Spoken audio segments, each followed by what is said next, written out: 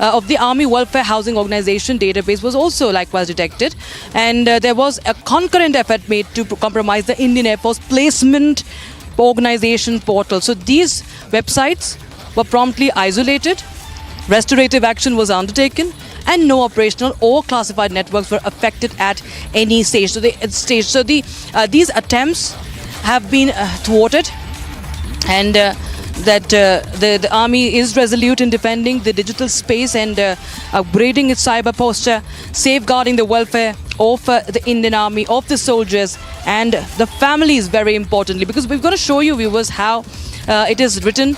You can see on air the site hacked, the text with the Pakistani flag. You can see APS Ranikhet, site hacked, and then you have another photograph which shows visuals of the same. There are multiple slides that we are showing you right now, viewers, that prove Pakistan's provocation. In fact, Shravan Sen, senior editor, joins us live on the broadcast from the studios. Shravan, well, this is of course frustrated Pakistan once again resorting to this cyber attacking, and these attempts have been failed. They have been thwarted. Just show us the slides, show us those visuals that expose Pakistan. Well, in fact, 4 Indian websites have been targeted by a Pakistani hacker. In fact, I'm going to just take you through the 4 slides. It turns out that the internal cyber warfare that has been carried out, there has been a specific instruction that has been given by the Pakistan's ISPR to carry out a cyber warfare. This at a time when they have realized that they have completely failed on the other aspects. They have now resorted to this. Let me quickly take you through each of these websites. Each of these websites, what they have essentially done is targeted Indian educational websites. In fact, the Army Public School in Srinagar as well as Ranikhet, both were basically targeted. This, if we can just perhaps come a little closer, I'm going to take our viewers through each of these slides. The attempt that has been made by a hacker, a Pakistani hacker named IOK Hacker. Now, it turns out from the investigation that has been carried out by our security agencies, they have been able to trace the origin of the hacking to Pakistan. On your screens right now, we are going to take you through each of these slides that we have, which was the attempt that was made here. The first one, you have the Army Public School. This is in Srinagar, where the website that they tried to hack, it turns out that this was restored immediately. Then you have, this is the Army Public School in Iran. This is the Indian Air Force's placement cell that was also targeted by the Pakistani hackers. Then finally, you have the Army Welfare Association organization that has also been targeted by the Pakistani army. Now, the Pakistani hackers, what they've essentially done, Rakshita, is that over the last 24 to 48 hours, there has been a continuous attempt to target every possible website linked to the armed forces. And it turns out that they have failed miserably. Now, let me just reveal the name of the hacker, the details that we have just got from top sources with regards to what really happened, who's the hacker. The name of the hacker, IOK Hacker, Internet of Khilafa. It's the group that has sought to deface pages, disrupt online services, harvest personal information. All of it has essentially been done. What we are basically trying to do right now, take you through each of the details of the 4 slides that have basically come in.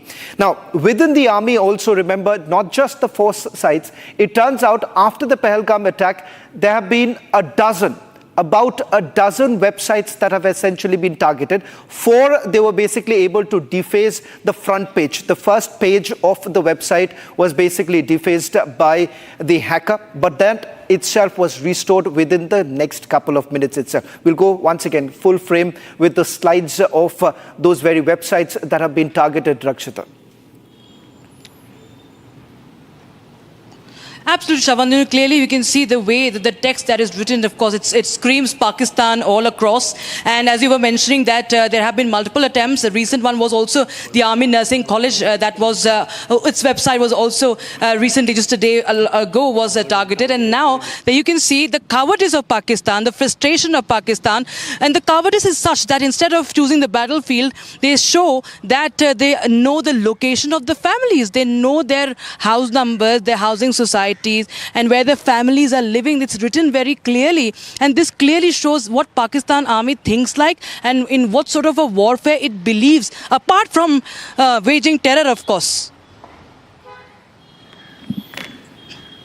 Well, in fact, let me just take you through some more additional details now coming in from the security establishment. In fact, as I've been pointing out, there are about a dozen websites that have been targeted. Now, who are these hackers? The origin of these hackers. We're being told that these are hackers which have largely been or loosely employed by the Pakistan ISPR. In fact, Pakistan's ISPR has largely gone into this digital cyber warfare starting post the Pahalgam attack. Remember, they are the ones who have basically employed this entire narrative of false flag operation. False flag operation is what Pakistan has essentially been indicating as far as the Pahalgam attack is concerned. Now, there is a link, there is a pattern that is basically emerging. Now, each of these websites, each of these hackers, each of these influencers in Pakistan are those who have been connected closely with the ISPR. Remember, they are the ones who are basically given an agenda. The agenda is to propagate the Pakistan Army and the Pakistan ISI's entire agenda. The first agenda that was basically given to them is to basically propagate the false flag operation. Second is to basically target the Indian Army and the armed forces in totality.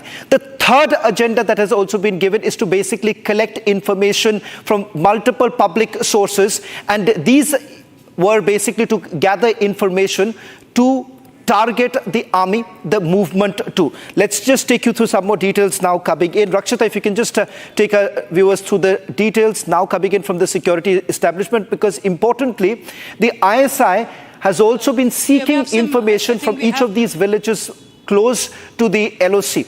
And they're seeking more information about the army movement.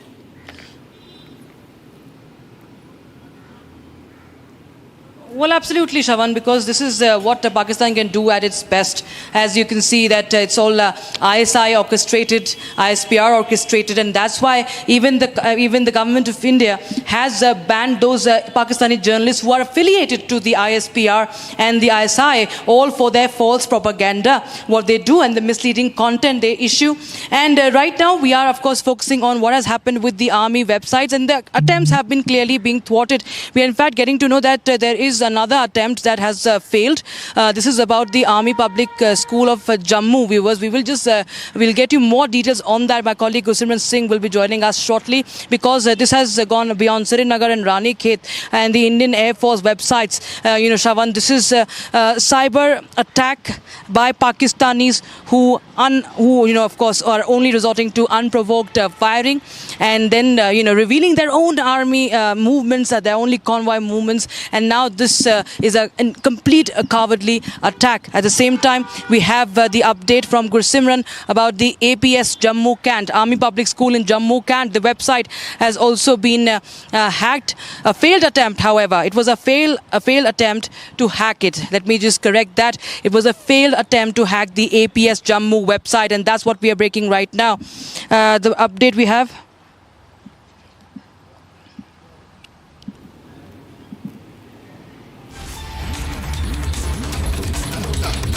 Yes, sir. So, yes, viewers, I think I'm back. My audio is back.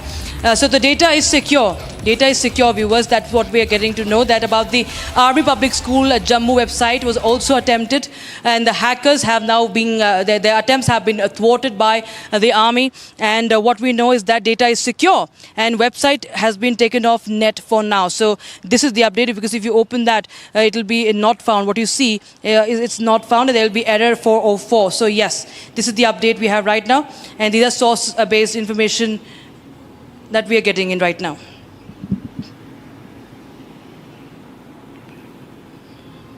Shavan is back with us. Shavan, it's not just the Army Public School Srinagar Ranikhet, but also now Army Public School in Jammu, and this is a failed attempt once again. Well, in fact, this information has just come in from Gursimran, who perhaps would be in a better position to elaborate to our viewers that the 4 websites that we have been talking about, Rakshita, the information that has just come in from the national capital. In fact, the additional details that I have till the time we can get it, Gursimran, is that from the time the Pahalgam attack has taken place, they have basically been given the agenda that anything that is connected to the defense forces, particularly one, the websites, secondly, information about our veterans too, has largely been taken through the dark web. So that has been the target.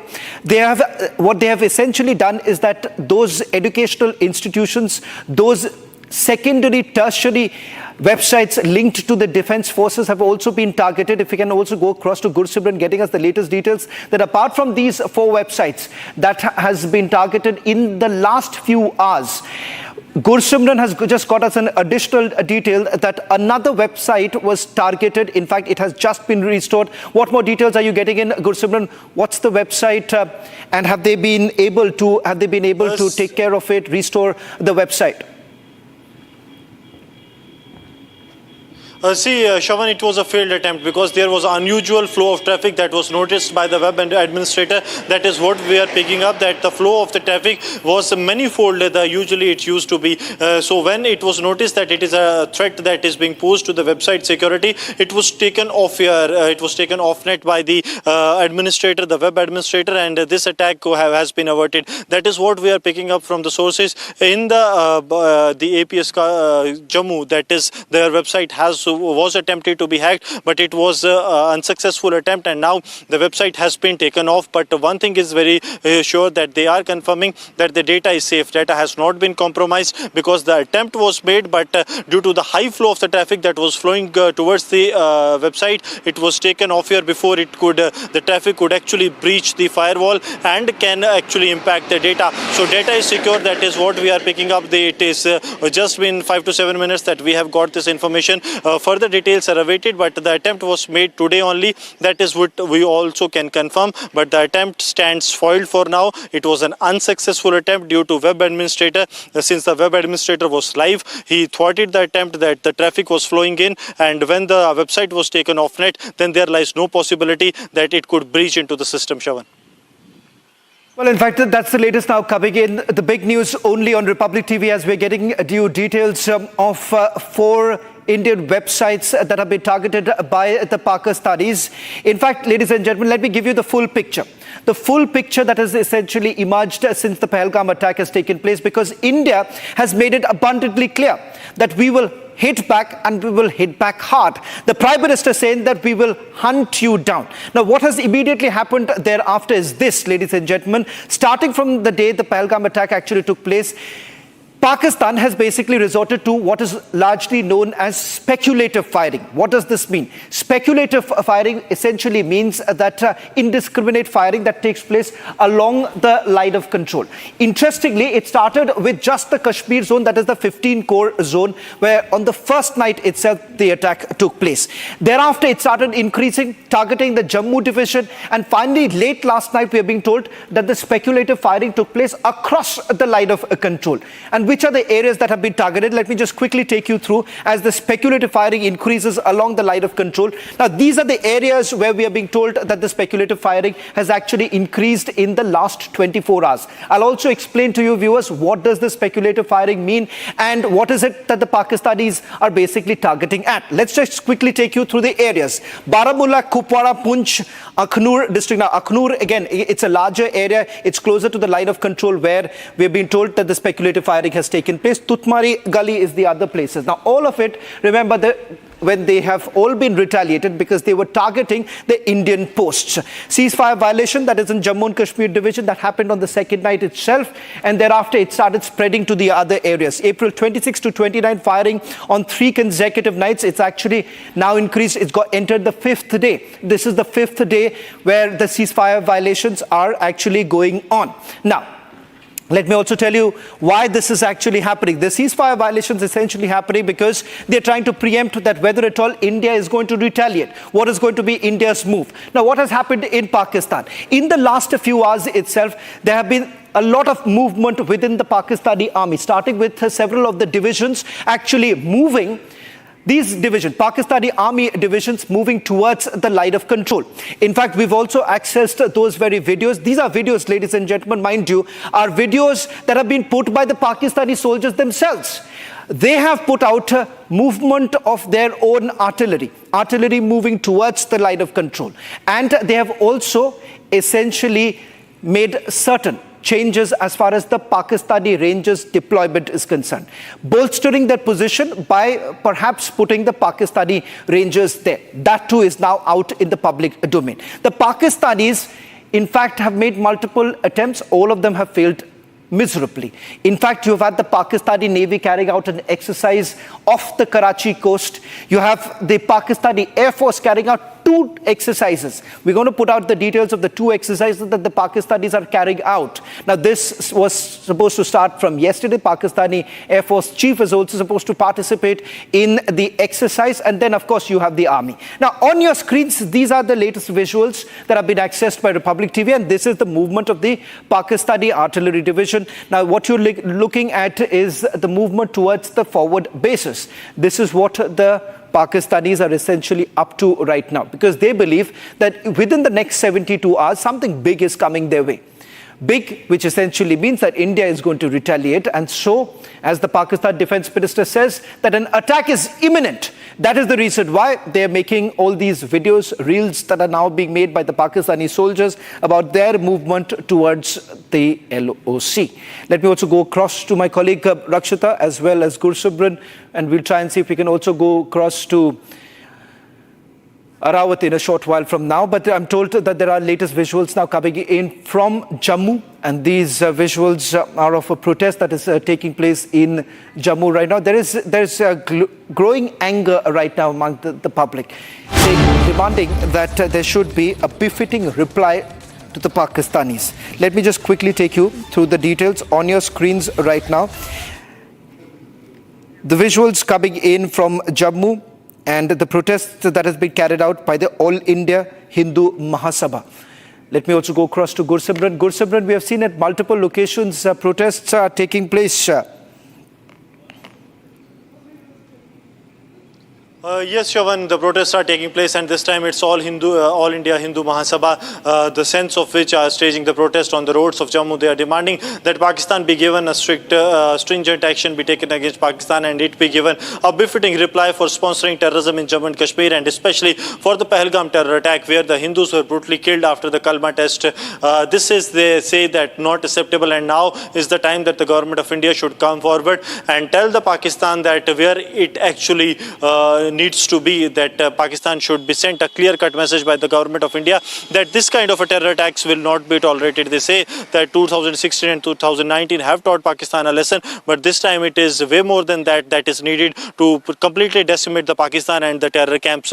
Because this time, every time we have seen that the post-attacks, there grows a demand of decimating the terror infrastructure in the Pakistan. But this time the people have also understood that it is not the terror infrastructure that is truly responsible, but the state behind the terror camps that is responsible for the bloodshed of the people in India that has taken place, and also these 26 killings of the innocent civilians in Pahalgam that has somewhat sent a message that all people have united, the country stands united against Pakistan, because Pakistan has been targeting, be it the soldiers on the borders, soldiers in the hinterland, and now the innocent civilians that started from the Dhangri in Rajouri. Then we saw in the Riyasi Shiv Khodi pilgrims were targeted, and now Pahalgam, where the civilians were targeted by the Pakistani terrorists after their Kalma test was performed. So now the demand is growing, the chorus is growing that the Pakistan needs to be given a befitting reply, and we will be continuing with this rolling coverage right from the ground zero on the line of control right after this short break on Republic TV.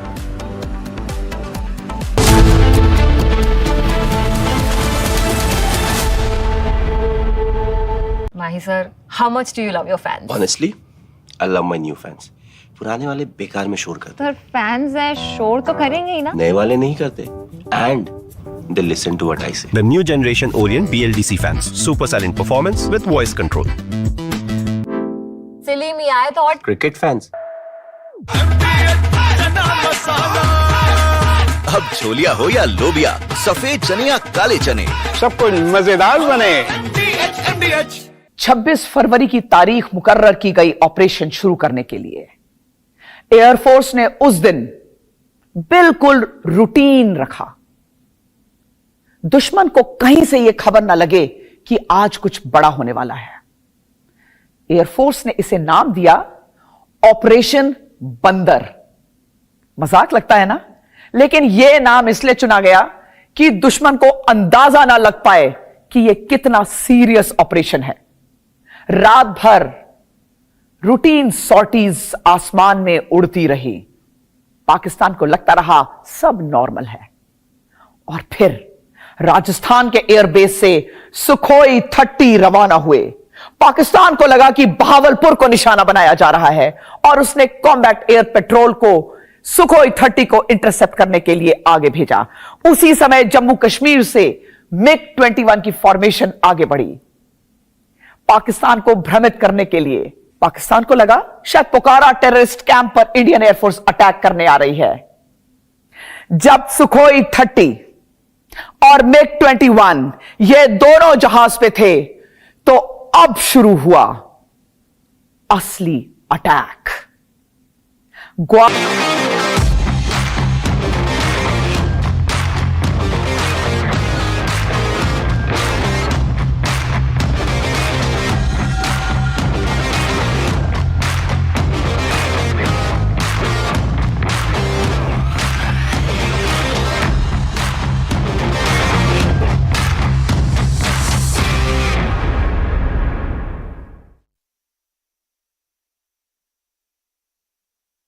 Mahi sir, how much do you love your fans? Honestly, I love my new fans.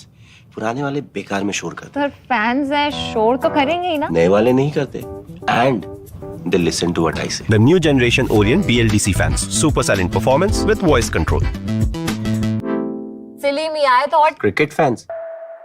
अब आया असली स्वाद। अब आया स्वाद। जब स्वाद के पड़े हो लाले तो MDH का चंकी चाट मसाला डालें। MDH का चंकी चाट मसाला। MDH। यहां से कहानी शुरू होती है विंग कमांडर अभिनंदन वर्तमान की। अभिनंदन वर्तमान उड़ान भर रहे थे मिग 21 अपग्रेडेड बाइसन में, जो एक पुराना जहाज है। आसमान में उनका सामना होता है पाकिस्तानी F-16 से। फर्क देखिए, F-16 technologically one of the most advanced fighters, लेकिन भारत का शेर अभिनंदन इंगेज करता है अपनी R-73 मिसाइल से। यहां आपको यह बताना बहुत जरूरी है कि इस लड़ाई में विंग कमांडर वर्तमान के आंख और From Asia's largest news headquarters, setting the agenda for Bharat.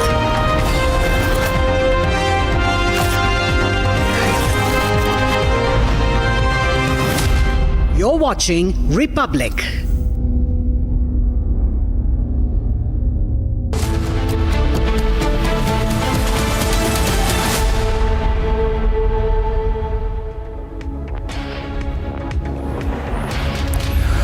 It's 4 p.m. and you're watching Live and Breaking with me, Shravan Sen. Starting this edition with some big breaking news now coming in. Pakistan desperately now trying to target Indian websites, indulging in a cyber warfare. Tonight, we're going to take you through all the latest details coming in, how India has responded. All this and much more. But up first, let's take you through the headlines we're tracking at this hour. Desperate, rattled, Pakistan attacks Indian cyberspace, websites of Srinagar and Ranikhet, Army public school hacked. Tourist from Kerala makes a stunning claim during NIA interrogation, says terrorists conducted recce of the attack site days before the attack.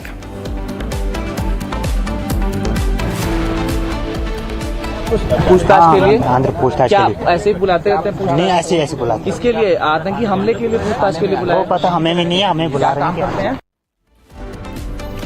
Day after the video of a tourist who filmed the attack video surfaced, NIA now summons the Zipline operators seen in the video. Anger mounts against Pakistan, protests outside Pakistan embassy in Kathmandu.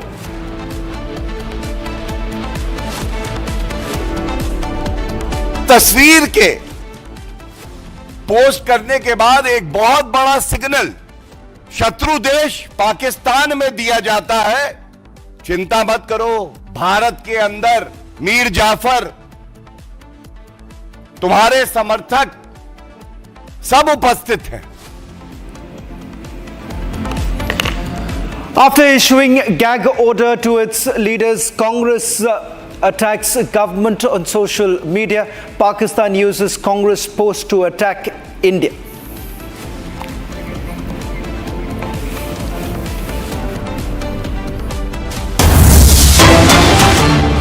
Getting in some breaking news right now. Home Secretary is chairing a meeting with senior officers at the North Block to discuss preparedness and security scenario. In fact, a short while back, you've had the Home Secretary calling in the Border Security Force DG for a meeting. In fact, this comes in the backdrop of a BSF Jawan who has been in the custody of the Pakistani Rangers. This after he inadvertently crossed over to the Pakistani side.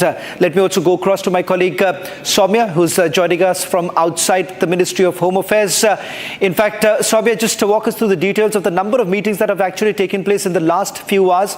I'm given to understand the BSF DG was also at the South Block. Yes, well, this particular meeting was chaired by Union Home Secretary Govind Mohan, and multiple senior officials were in attendance, right from BSF DG Daljit Chaudhary to DG NSG Brigu Srinivasan, along with ADG of SSB and senior officials of Assam Rifles.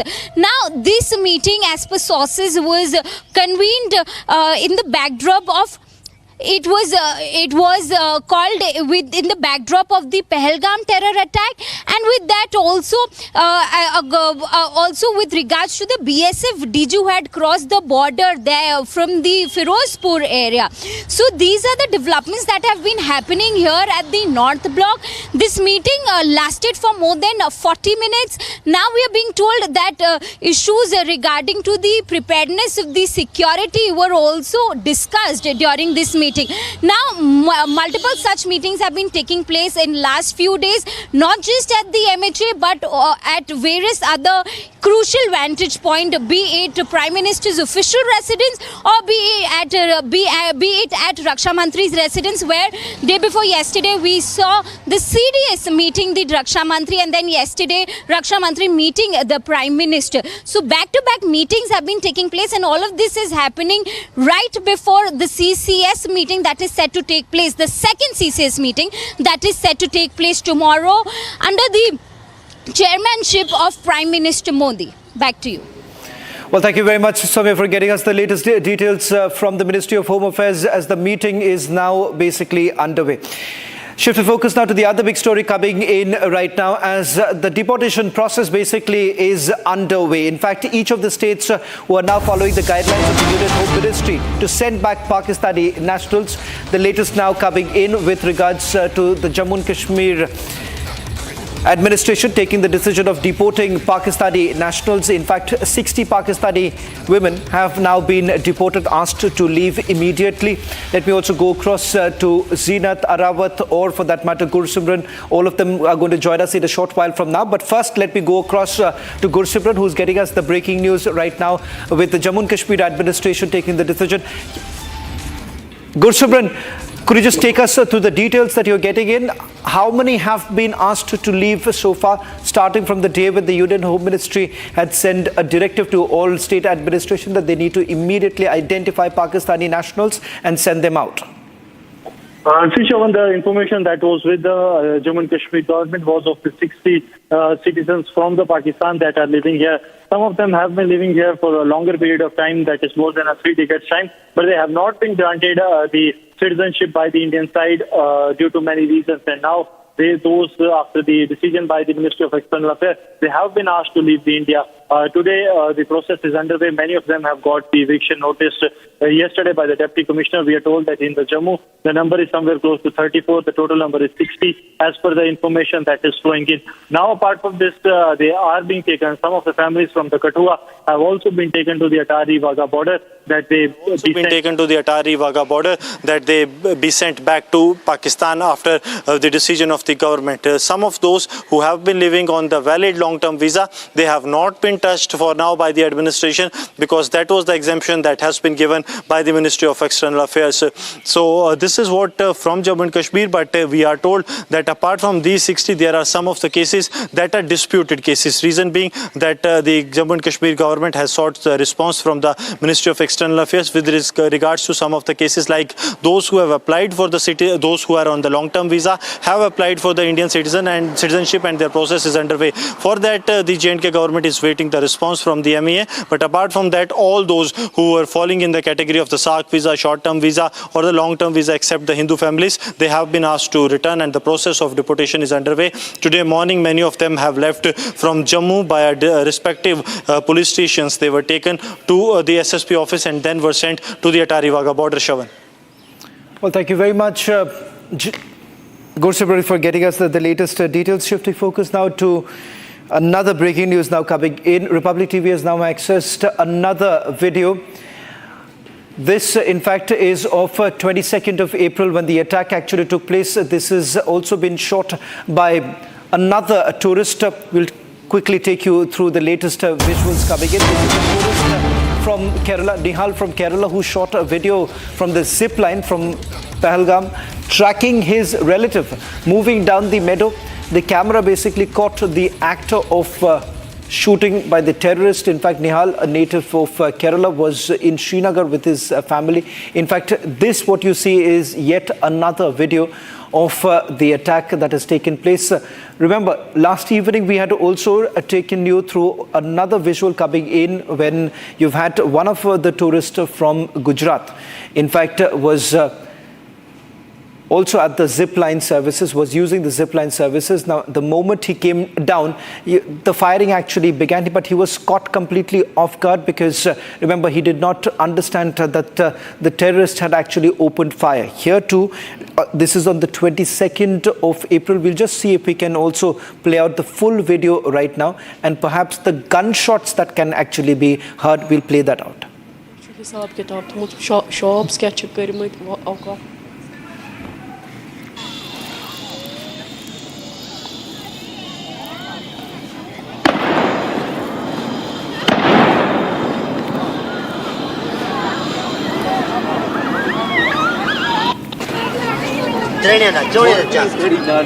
Oh, खत्म कर के दो हैं यार।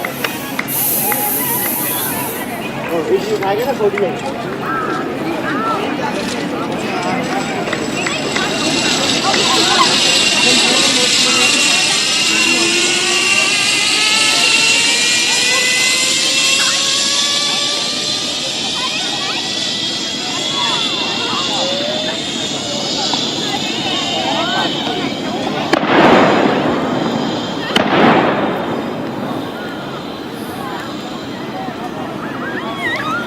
Well, in fact, exactly 3 gunshots can be heard in those 20 seconds when you've had one of the tourists. He is from Kerala, Nihal. He's been identified as Nihal from Kerala, who's shooting this while his relative was using the services and he was on his way down. In fact, the National Investigation Agency has also called in all the zipline operators for further questioning. Let me also go across to Zeenat, getting us the latest details. Zeenat, this morning we heard that the National Investigation Agency had called the zipline operators.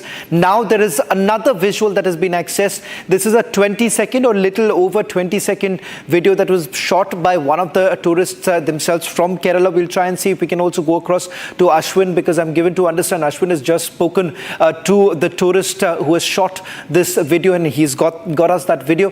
What more details do you have in terms of the questioning that is underway at the Pahalgam office of the National Investigation Agency? See, right now, most of the teams of the investigating agencies from NIA, from CID, from the other IB and all other intelligence agencies are at the present camping at Pahalgam police station, because this is one of the nearest spot, and the FIR is also registered in the same police station as far as this Baisaran case of 22nd April is concerned. They have been calling the ponywalas, these zipline operators whose video has now surfaced, though this questioning had taken place yesterday evening only when the zipline operator was called in, because the video that surfaced on the social media was also, in that video this zipline operator was seen clearly. He was questioned by the NIA. He has given his version, and as far as this Allahu Akbar, chanting Allahu Akbar, it is more like whenever there is any kind of storm, Muslims do say Allahu Akbar, which means that God is great. This is the version that he has deposited before the NIA court, and also he has deposited his mobile phone and whatever he has, and the tourist ad film that is lying with the NIA and present. Apart from this, there were around 6,000 tourists who were present. Even if the 40% of the tourists have submitted the digital proofs, which has enough evidence for the investigating agencies to investigate these crime scenes from the multiple angles, because most of the people who were present there were capturing, particularly those who were on the heights, not in the Baisaran bowl. They have captured this incident in their mobile phones. They have filmed it, and those films are lying with the NIA for the. They are checking if their video is not perpetrated, and the authenticity of the video is also being checked. Meanwhile, those who have visited this police station in the last 5 to 6 days rather now, and they have been giving their version and also whatever the proofs they have, and those proofs are being rechecked with the investigating agencies, with the local sources, and also the local grounds workers of the police and all. They are cross-checking their version as well. That is why we see now then that Indian Army has maintained that there is an operation going on in an undisclosed location. Let's see what the version or the statement will come from the Indian Army. If at all those terrorists who carried this attack have been trapped and Indian Army is not disclosing the location, then definitely if they neutralize, it will be a big surprise. It will surprise the entire world if the terrorists are neutralized, as Indian Army maintaining that they are carrying an operation in an undisclosed location. I'll just request you to stay on with us. Can we just once again play that first video that have been accessed? We've now got at least 4 videos of the zipline operator. In fact, every time that we've essentially seen one of them going down, there's a gunshot that can be heard. So let's first play out the video that we've just now accessed. Now, this video, you can actually hear at least 3 gunshots. We want to also take you through the video that was shot by Rushu Bhatt. We'll also, there you can clearly see that's a longer video where you can actually see the terrorists actually coming outside from the dense forest and then immediately opening fire. Take a look.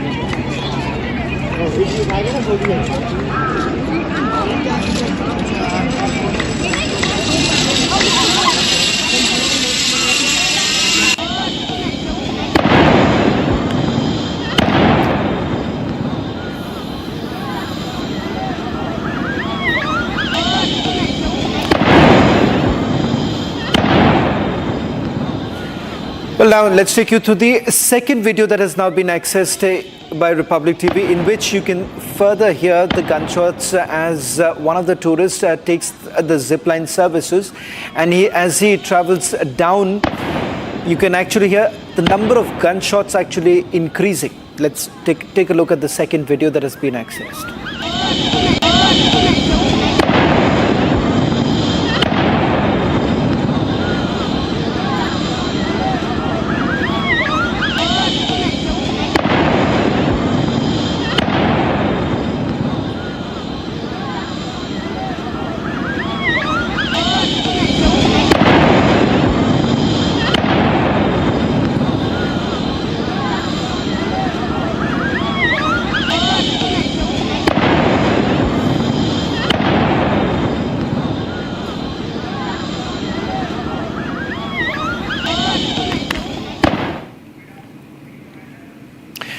Let me also go across to my colleague Rakshita, who's joining us from Srinagar. Rakshita, in terms of the multiple operations that are underway, as I understand, the National Investigation Team, headed by it's a 6-member team headed by an SP rank officer. They're largely looking at, if we just go back to the screens once again, the images that have been accessed, they're basically looking at the entry and the exit point.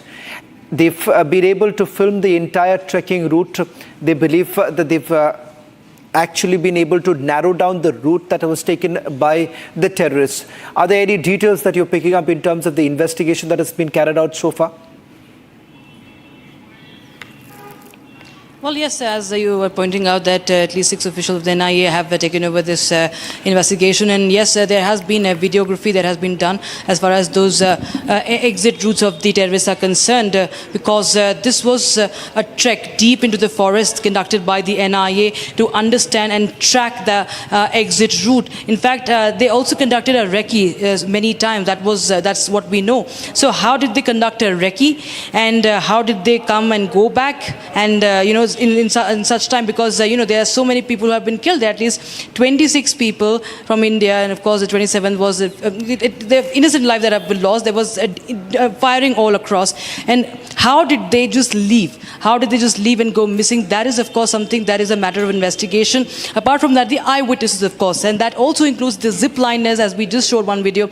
You just pointed out that there are at least 4 such videos of ziplining tourists. So those videos as well, the ghodawalas, that is the ponywalas, the shopkeepers around, because the tourist spots, there are restaurants, there are small shops as well that have been opened. All of them were today at the NIA office, and that it also includes the man who was seen in yesterday's, the one we in fact spoke to, the tourist we spoke to, who was ziplining, and one of the those ziplining operators were then also questioned today at the NIA office, and we also have spoken to them and asking them what was your role, what did you see around. So yes, all the eyewitnesses, that includes the operators over there, have been questioned by the NIA, and the raids that are underway, of course, that is underway for the past few days in Srinagar, in other areas. In fact, in Srinagar, as many as 63 to 64 locations already have been raided. So the entire terror network has been dismantled, from the OGWs to all those who are operating from Pakistan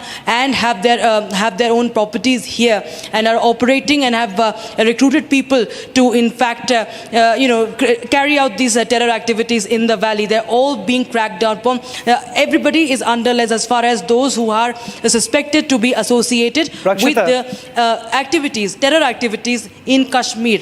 Yes. Well, in fact, on this video that we have is of 22nd of April, the day when the attack took place. Now, let's tell our viewers that there is another video. This has been shot by a tourist from Kerala. In fact, this was shot on 18th of April. He was videographing his daughter. It turns out that when the Jammu and Kashmir police released the sketches of the terrorists, he basically was able to identify at least 2 of the terrorists.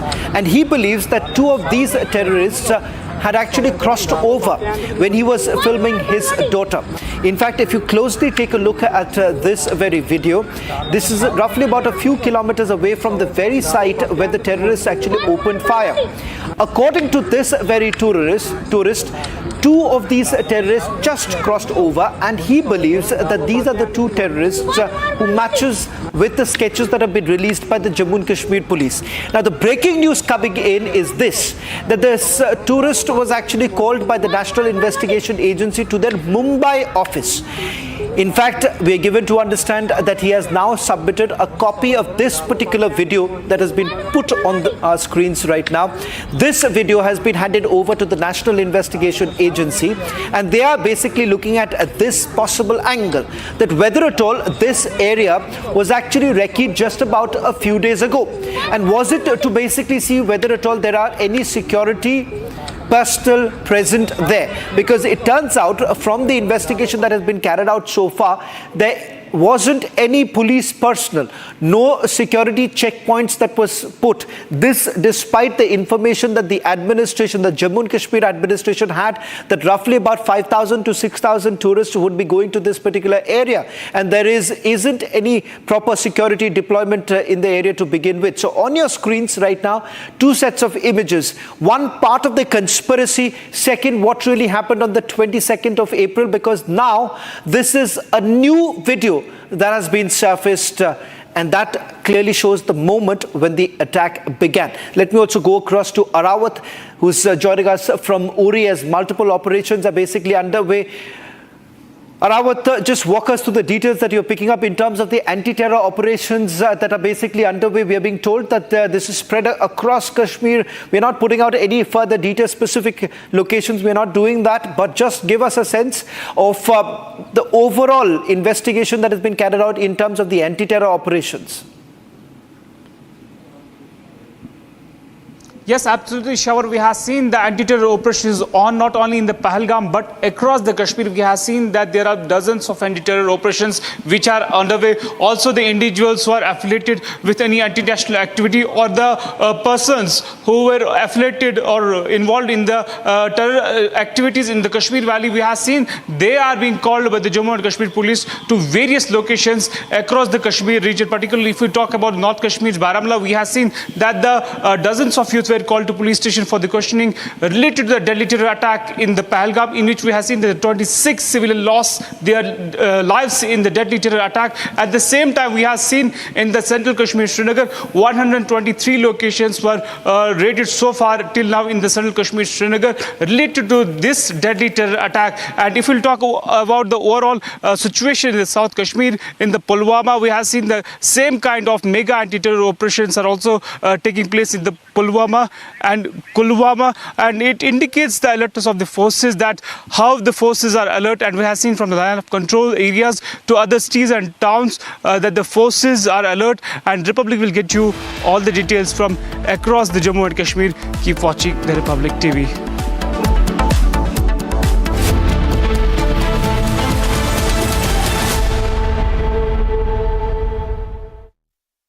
Mahi sir, how much do you love your fans? Honestly, I love my new fans. पुराने वाले बेकार में शोर करते sir fans है शोर तो करेंगे ही ना नए वाले नहीं करते and they listen to what I say. The new generation Orient BLDC fans. Super silent performance with voice control. Silly me, I thought Cricket fans. MDH की देगी मिर्च देगी मिर्च का तड़का अंग अंग फड़का MDH की देगी मिर्च 26 फरवरी की तारीख मुकर्रर की गई ऑपरेशन शुरू करने के लिए एयरफोर्स ने उस दिन बिल्कुल रूटीन रखा।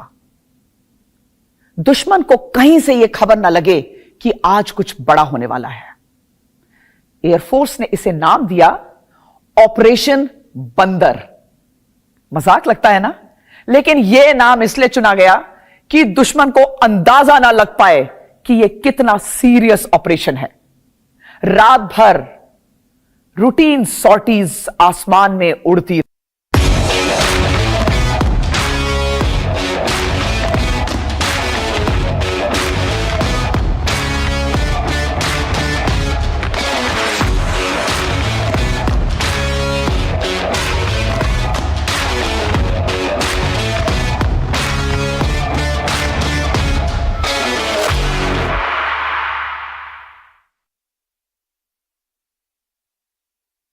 सस्ते वाले दाल मसाले स्वाद हुआ बेकार। MDH की हल्दी मिर्ची धनिया करे कमाल। ये रंग दे, ये खुशबू दे, ये तीखा, ये कम पड़े। क्या निराला MDH masala.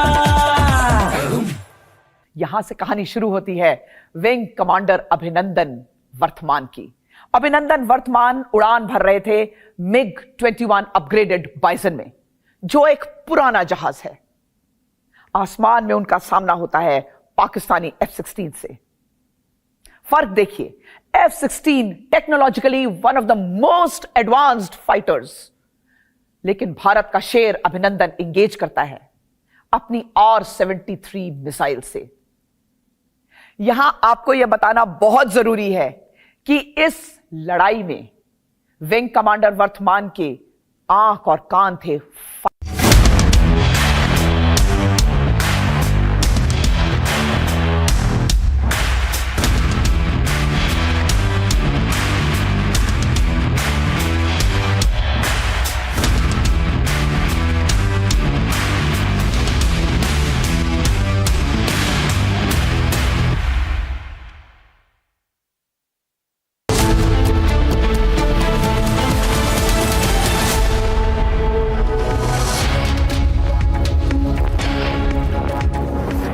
It's 4:30 and you're watching Live and Breaking with me, Shavansan. Let me take you through the headlines we are tracking at this hour.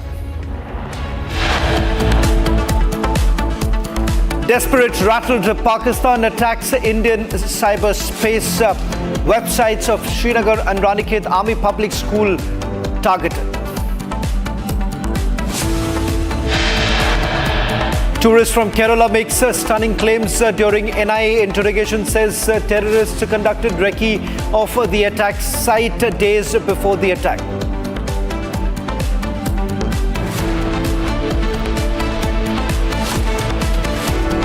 क्या बुलाया आपको पूछताछ के लिए? पूछताछ क्या के लिए। ऐसे ही बुलाते रहते हैं? नहीं, ऐसे बुलाते। इसके लिए आतंकी हमले के लिए पूछताछ के लिए बुलाया? वो पता हमें भी नहीं है, हमें बुला रहे हैं। Day after video of the tourist who filmed the attack, the video now surfaces. NIA summons the Zipline operator seen in the video.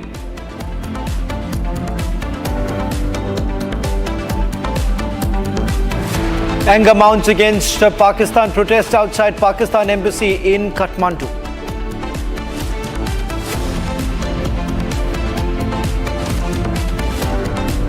तस्वीर के पोस्ट करने के बाद एक बहुत बड़ा सिग्नल शत्रु देश पाकिस्तान में दिया जाता है। चिंता मत करो, भारत के अंदर मीर जाफर, तुम्हारे समर्थक सब उपस्थित हैं। After issuing gag order to its leaders, Congress attacks the government on social media. Pakistan uses Congress post to attack India.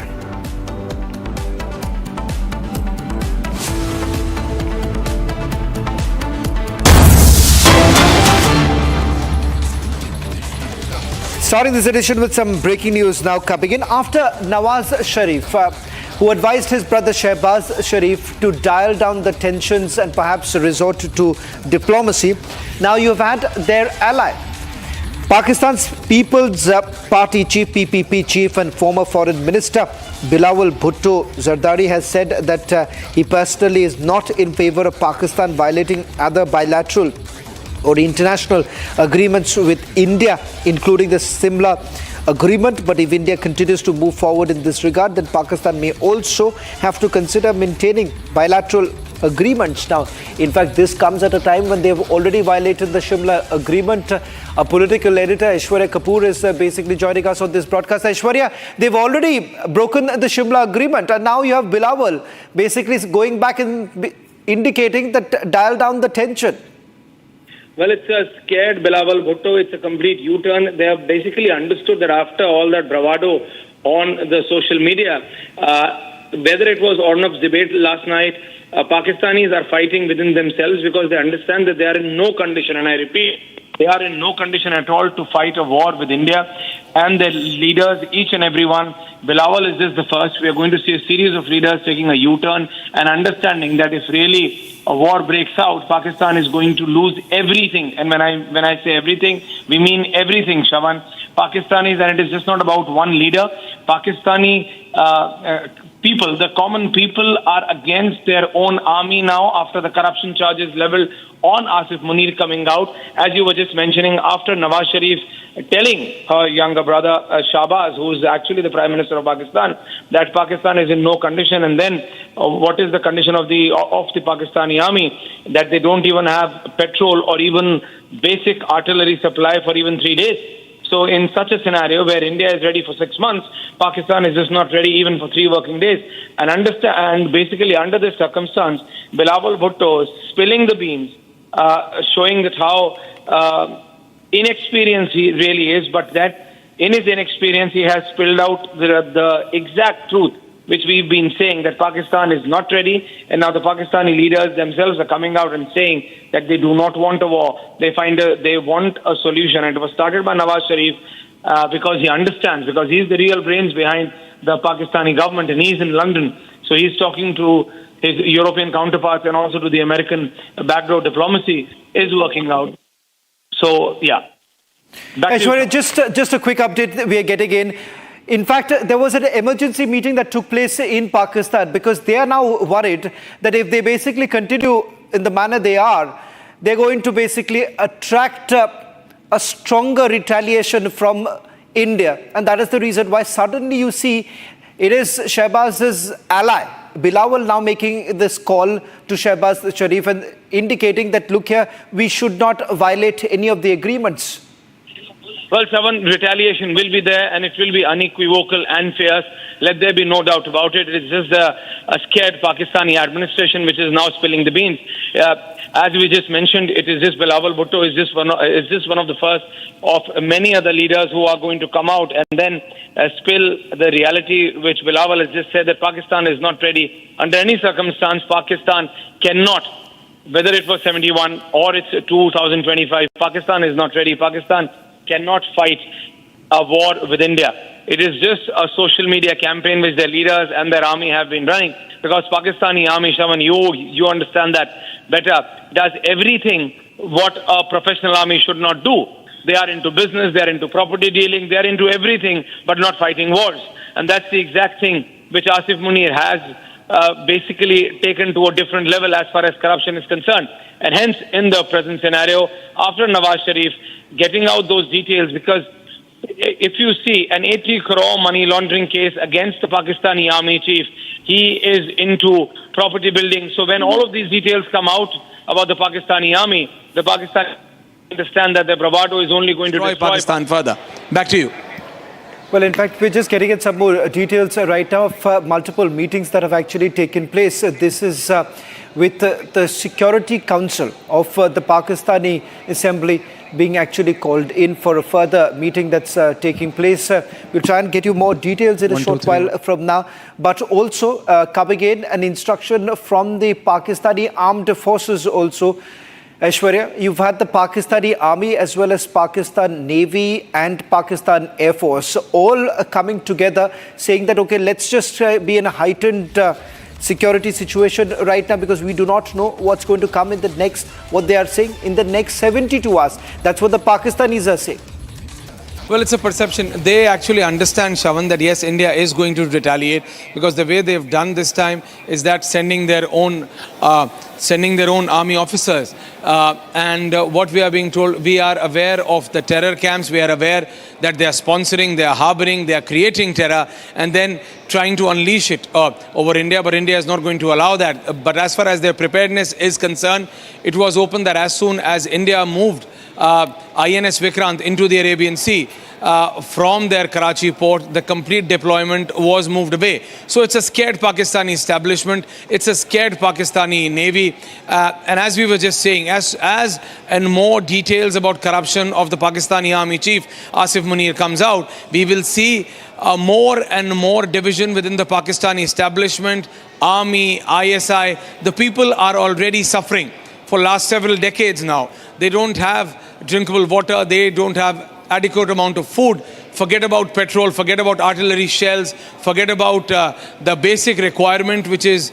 needed by any professional army to fight a war for at least 7 days, Shravan. So it's very, very difficult as far as Pakistan is concerned, and the Pakistani establishment is now aware. That is why we are saying that this preparedness, these messages, these social media videos, all of this is okay as far as you are fighting a propaganda war on social media. But India is not preparing for a propaganda war. India is preparing for a proper retaliation. And that is what is scaring the hell out of the Pakistani establishment, including that of the ISI and the Pakistani army. Back to you, Shravan. Well, thank you very much, Aishwarya, for getting us the latest details. Now, ladies and gentlemen, the real face of the Mufti Abdullah gang is out. She has now basically advocated that the manner in which houses of active terrorists have been demolished by the security forces should not have happened.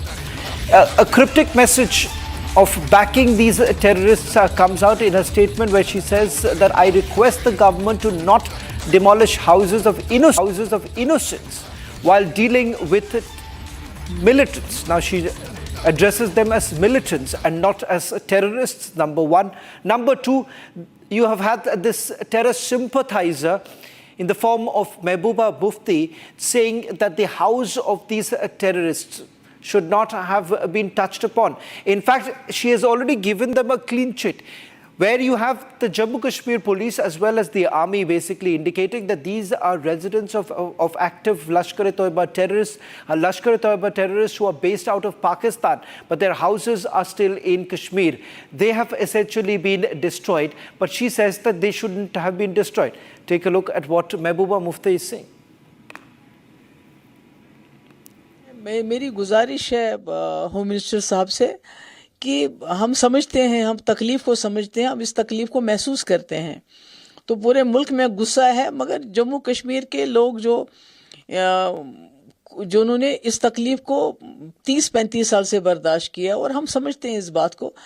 तो ऐसा होना चाहिए कि जैसे जो militants के साथ deal करते हुए ये ज़रूरी है कि ध्यान रखा जाए कि आम लोगों के घर न गिराया जाए। और इसी तरह जो आपने एक एडवाइजरी की है कि जो लोग यहाँ बाहर से आए हुए हैं, पाकिस्तान से आए हुए, तो उसमें कोई ऐसे लोग हैं, ऐसी औरतें हैं जिनकी शादी 30 साल 40 साल पहले हुई है, या मतलब जिनके बच्चे हैं, ग्रैंड चिल्ड्रन हैं, उनका घर तो हिंदुस्तान है, वो तो अपने आप को हिंदुस्तानी समझते हैं, वो इस वक्त इस उम्र में कहाँ जाएंगे। तो मैं उम्मीद करती हूँ कि होम मिनिस्टर साहब इसका सिंपैथेटिक व्यू लेंगे और इस तरह से जो है उन लोगों को अपना घर बार छोड़ने के लिए, क्योंकि आज तक 30 साल से 40 साल से रह रहे हैं और वो कभी भी उन्होंने मुल्क के खिलाफ कोई कार्रवाई नहीं, कोई काम नहीं किया। Let me also go across to Zeenat, who's joining us on this broadcast. Zeenat, are there innocents whose houses have been destroyed by the security forces? Because if you go by Mehbooba Mufti's statement, it appears that according to her, all the houses that have been demolished by the security forces are houses of innocent people and not that of active terrorists who have been operating out of Pakistan. See, Shravan, there have been the 7 houses that were demolished or dismantled by the J&K police along with the administration of Jammu and Kashmir. But meanwhile, one of the incident has come from Muran Pulwama, South Kashmir, where one house was supposed to be dismantled, and instead of one, some 8 houses got dismantled. With the result, there had been the protest by the locals there, because some of them had been claiming that they have nothing to do with that terrorist whose house figures in the colony of Muran Pulwama, but they too had to face the action because being the neighbor or being living in that colony, although the matter has been taken up by the administration and they are looking and investigating in it. Meanwhile, Ms. Mufti has also taken up the view of taken up the appeal with the Home Minister about the women, the Pakistani women who have crossed over in the Indian territory long back, some 3 to 4 decades. But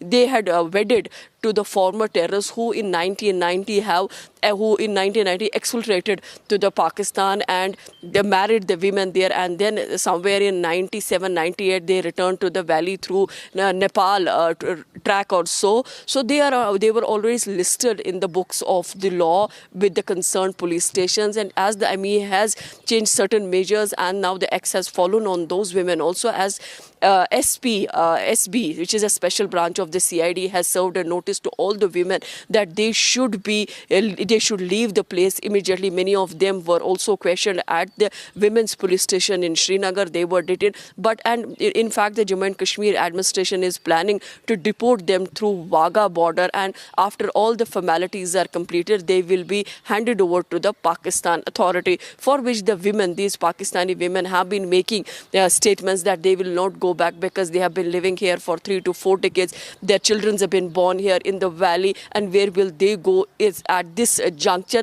And the case of these women has been taken up by the Mehbooba, urging the Home Minister of the country to take a humanitarian view on it. That needs to be seen, that whether any humanitarian help will be provided to the women, but as of now the administration and the police has geared up with all their weapons in their hand as far as they have to deport these women from here, for which the exercise is going on. Let me also go across to Gursimran just to give you a clear picture of the 4 terrorists whose houses have also been destroyed. I'm sorry, I think so that's 7 in total. Gursimran, as Zeenat was also pointing out, but there is more details actually coming in. Before I do that, let me also go across to the soundbite that's coming in right now. Mehbooba Mufti once again backing, saying that these are innocent people and their houses should not be touched. Listen. मेरी गुजारिश है home minister साहब से कि हम समझते हैं, हम तकलीफ को समझते हैं, हम इस तकलीफ को महसूस करते हैं। तो पूरे मुल्क में गुस्सा है, मगर जम्मू कश्मीर के लोग जो उन्होंने इस तकलीफ को 30-35 साल से बर्दाश्त किया, और हम समझते हैं इस बात को। तो ऐसा होना चाहिए कि जैसे जो मिलिटेंट्स के साथ डील करते हुए ये ज़रूरी है कि ध्यान रखा जाए कि आम लोगों के घर न गिराया जाए। और इसी तरह जो आपने एक एडवाइजरी की है कि जो लोग यहाँ बाहर से आए हुए हैं, पाकिस्तान से आए हुए, तो उसमें कोई ऐसे लोग हैं, ऐसी औरतें हैं जिनकी शादी 30 साल 40 साल पहले हुई है, या मतलब जिनके बच्चे हैं, ग्रैंड चिल्ड्रन हैं, उनका घर तो हिंदुस्तान है, वो तो अपने आप को हिंदुस्तानी समझते हैं, वो इस वक्त इस उम्र में कहाँ जाएंगे। तो मैं उम्मीद करती हूँ कि होम मिनिस्टर साहब इसका सिंपैथेटिक व्यू लेंगे और इस तरह से जो है उन लोगों को अपना घर बार छोड़ने के लिए, क्योंकि आज तक 30 साल से 40 साल से रह रहे हैं और वो कभी भी उन्होंने मुल्क के खिलाफ कोई कार्रवाई नहीं, कोई काम नहीं किया। Let me also go across to Gursimran, who's getting us the latest details. Gursimran, just quickly walk us through the details of the active terrorists whose houses have been destroyed, because for the people to know that Mehbooba Mufti, that these are not innocent people. They are terrorists, they're active terrorists linked with terrorist activities in Jammu and Kashmir, and that is the reason why a strong message has been sent by the security forces by demolishing their houses. Shawan, for Mehbooba Mufti, it's the innocent killing the innocent. It is as simple as it for her. But the reality remains that there are at least 3 to 4 instances where the forces have gone to the houses and they have found the ID inside the houses. That in situ was detonated by the forces, because had they attempted to bring this ID out of the house, it would have caused the collateral damage. So security forces have not only saved the lives of the family members of these terrorists, but have also secured the security force personnel that have gone inside. So there is no point that the Mehbooba can defend this, that an innocent civilian will have an ID inside his house. That is next to impossible for a civilian that are living peacefully at their places. So it is the house of the terrorists that has been demolished by the authorities. And see, if the government was to demolish the houses of the innocent civilians, there are lakhs of houses in the Kashmir Valley. But it is only the houses of the terrorists that have been demolished by the Jammu and Kashmir government. And also, after getting the inputs from the CID wing of the Jammu and Kashmir police, that these terrorists, they are active, they had the credible inputs and the evidences with them based on which the action has been followed. So if it was for the innocent civilians as being alleged by Mehbooba Mufti, it would have been a large-scale exercise, but it has only been restricted to less than a dozen houses that have been demolished, and since then there has not been even a single incident of any house being demolished, because it was aimed at those perpetrators that are believed to be directly or indirectly involved in the Pahalgam Terror Attack. Shawan. Well, thank you very much, Gursimran, for getting us the latest details. Ladies and gentlemen, the Congress parties double speak on this entire issue. On the one hand, they said that they back the government, but immediately, minutes later, you have had the top Congress leaders once again questioning the government. Not just that, despicable statement has been made by several of these Congress leaders, starting from the Chief Minister of Karnataka to several other Congress leaders. A series of Congress leaders have been saying that. In fact, today a post has been put out by the official handle, social media handle of the Congress party. In fact, saying that the Prime Minister has gone missing. This is the response that has now been put by the Bharatiya Janata Party. You have the BJP raising this, a picture that has been put out here, the cloak and dagger kind of response that has come in from the Congress party. Interestingly, Pakistan has taken full help of the Congress party, because every post that has been put out by the Congress party has actively been picked up by the Pakistanis. This has been largely debated within the Pakistani media about the questions that have been raised by the Congress party, and they've given full ammunition, full fodder to the Pakistanis.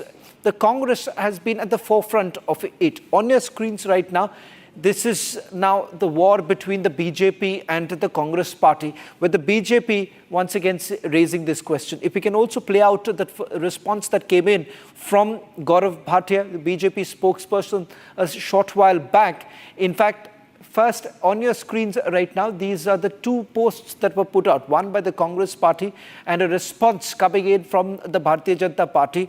In fact, BJP directing a straight question to Rahul Gandhi and the Congress party, saying that whom exactly are you really working for? Congress's hypocrisy is completely out in the open.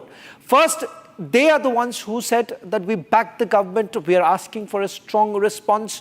A gag order is then put out by the Congress saying that these are personal opinions of each of these leaders. Now, officially, they have basically put out another message where they're indicating that the Prime Minister has gone missing. In fact, it is the same Prime Minister who indicated that the government will hunt down each of these terrorists. The strongest possible response has actually come in from the Prime Minister after the dastardly attack that took place in Pahalgam, where the Prime Minister has vowed to avenge the death of the 26 innocent people. The real face of the Pakistanis are actually out. You have a defense attaché of the Pakistan High Commission in London making those kind of gestures.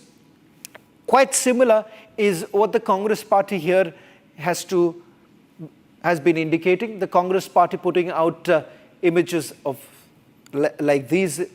In fact, the BJP has put out a direct question to Rahul Gandhi. This is coming in from BJP spokesperson Gaurav Bhatia.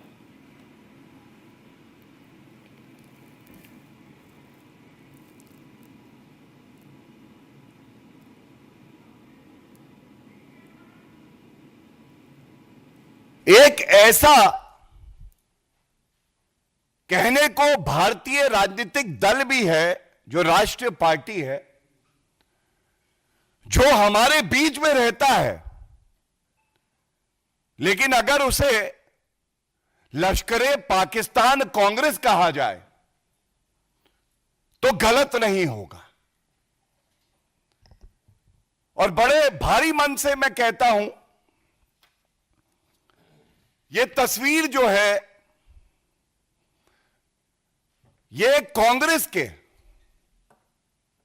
Verified x handle से की जाती है, और इस तस्वीर के post करने के बाद एक बहुत बड़ा सिग्नल शत्रु देश पाकिस्तान में दिया जाता है, चिंता मत करो, भारत के अंदर मीर जाफर, तुम्हारे समर्थक सब उपस्थित हैं। आप देखिए इस तस्वीर में क्या प्रतिबिंबित है। ये शरीर है, सर नहीं है। सर तन से जुदा आज लश्करे पाकिस्तान कांग्रेस की विचारधारा आधारशिला उनका चरित्र बन गई है। पहली बात। दूसरी बात, देश के प्रधानमंत्री जो चट्टान हैं, ये चट्टान है सुरक्षा की, भारत के लिए, हर नागरिक के लिए, उस चट्टान को तोड़ने का प्रयास कर रहे हैं कांग्रेसी आज। और बड़ी जिम्मेदारी से मैं कहता हूं, जिस लश्करे पाकिस्तान कांग्रेस में पत्ता नहीं हिलता है बिना राहुल गांधी की सहमति के, राहुल गांधी के कहने पे ऐसे पोस्ट किए जाते हैं जो पूरे देश को शर्मसार तो करते ही हैं, लेकिन पीड़ा देते हैं। ये लश्कर पाकिस्तान कांग्रेस का प्रयास है कि इस अहम समय में किस तरह से भारत को कमजोर किया जाए और कांग्रेस के टावर से सिग्नल दिया जाए पाकिस्तान को। जैसे मणिशंकर अय्यर गए थे पाकिस्तान, तो कहा था मोदी जी को हटाने के लिए पाकिस्तान और कांग्रेस को एक हो जाना चाहिए। वो सिग्नल दिए जा रहे हैं, वाहवाही लूटी जा। कांग्रेस और कुछ विपक्षी दलों की क्या मजबूरी है कि पाकिस्तान के बोल बोलने जरूरी है, पाकिस्तान का समर्थन करना जरूरी है? क्या उनको भारत के लोगों का खून बहता, इस पर उनका खून खौलता नहीं है? क्या पाकिस्तान से बदला लेने का उनका दिल करता नहीं है? क्यों पाकिस्तान के बोल बोलते हैं? और कांग्रेस के पूर्व मंत्री जो उनकी ग्रुप के रहे, उनके अलायंस पार्टनर है सैफुद्दीन सोस, जो खुद उस समय मंत्री रहे केंद्र सरकार में, ये उनकी जिम्मेदारी थी कि उस समय इंडस वाटर ट्रीटी को अगर सस्पेंड किया जाता, तब तो किया नहीं। अगर आज हुआ तो आज वो कहते नहीं पाकिस्तान की बात मान लो कि उन्होंने हमला नहीं किया, और ये कहते हैं कि पानी बहने दो, नहीं तो पंजाब और बाकी हिस्सों में बाढ़ आ जाएगी। ये कैसी सोच है? भारत में रहकर भारत के खिलाफ बोल ये कांग्रेस और उनके सहयोगी दलों के हैं। कांग्रेस के कर्नाटक के मुख्यमंत्री हो, कांग्रेस के मंत्री हो, कांग्रेस के महाराष्ट्र के नेता हो, इन सब का बार बार ये कहना कि धर्म कैसे पूछा, इतना समय नहीं होता, कैसे उनके पैंट उतार कर देखी। ये हिंदुस्तान के साथ है कि पाकिस्तान के साथ है कांग्रेस? कांग्रेस और कुछ विपक्षी दलों की क्या मजबूरी है कि पाकिस्तान के बोल बोलने जरूरी है, पाकिस्तान का समर्थन करना जरूरी है? क्या उनको भारत के लोगों का खून बहता, इस पर उनका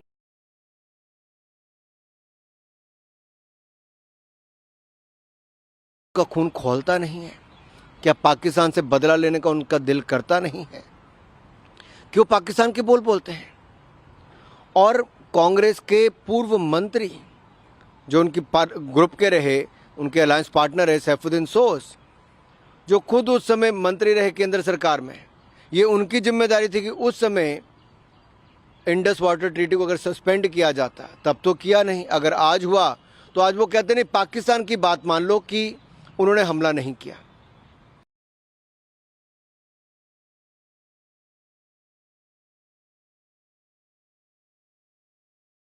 और ये कहते हैं कि पानी बहने दो, नहीं तो पंजाब और बाकी हिस्सों में।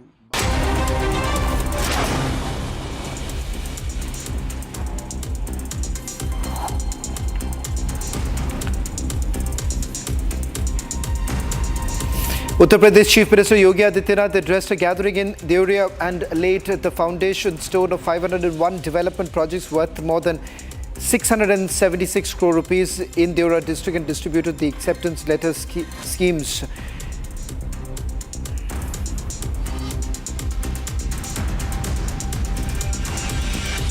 एक राष्ट्रीय महासचिव बयान देता है, कहता हिंदू ने हिंदू को मारा है, यानी पाकिस्तान को clean chit they.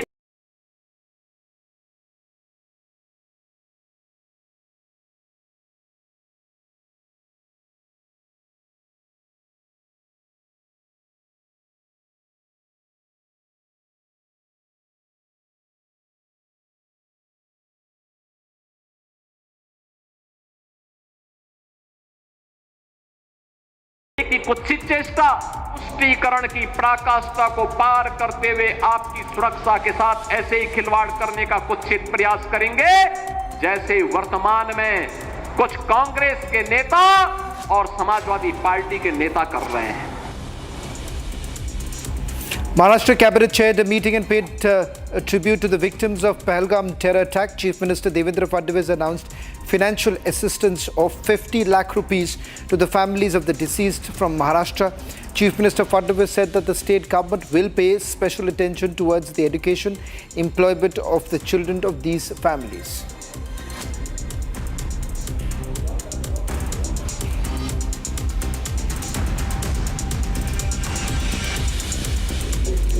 A cobbler who was in touch with a Pakistani girl over phone has been arrested from Bhatinda cantonment of Indian Army.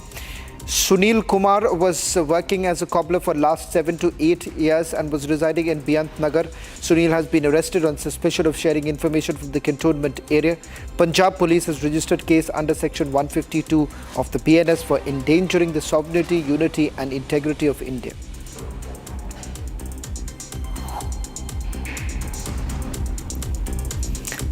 BJP lambasted the Congress party for its Gayab post on X targeting Prime Minister Narendra Modi, alleging it is Sar Tan Se Juda, imagery aimed at provoking the Muslim community. BJP leader and party's IT cell chief Amit Malviya described the post as a dog whistle aimed at the Congress's Muslim vote bank.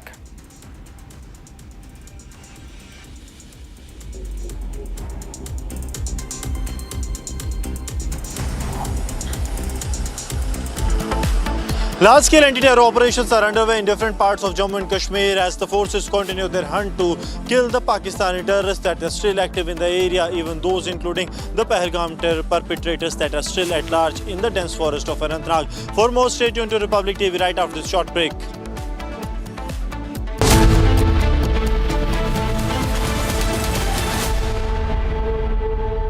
Mahi sir, how much do you love your fans? Honestly, I love my new fans. पुराने वाले बेकार में शोर करते पर fans हैं, शोर तो करेंगे ही ना? नए वाले नहीं करते. And they listen to what I say. The new generation Orient BLDC fans. Super silent performance with voice control. सिली में आए तो और Cricket fans. MDH का किचन किंग किचन में हो तो हम सब कुछ बना सकते हैं. बैंगन का भरता, आलू गोभी, भिंडी मसाला और भी बहुत कुछ. MDH. यहां से कहानी शुरू होती है विंग कमांडर अभिनंदन वर्तमान की. अभिनंदन वर्तमान उड़ान भर रहे थे MiG-21 अपग्रेडेड बाइसन में, जो एक पुराना जहाज है. आसमान में उनका सामना होता है पाकिस्तानी F-16 से. फर्क देखिए, F-16 technologically one of the most advanced fighters, लेकिन भारत का शेर अभिनंदन इंगेज करता है अपनी R-73 मिसाइल से. यहां आपको यह बताना बहुत जरूरी है कि इस लड़ाई में विंग कमांडर वर्तमान के आंख और कान थे फाइटर कंट्रोलर, और वो थी स्क्वाड्रन लीडर मिंटी अग्रवाल. मिंटी अग्रवाल को पूरा वॉर सीन अपने आंख के सामने दिखा. Summer is here. Is your home ready for the heat? Keep your roof cool and your home comfortable all summer with Roof Cool and Seal.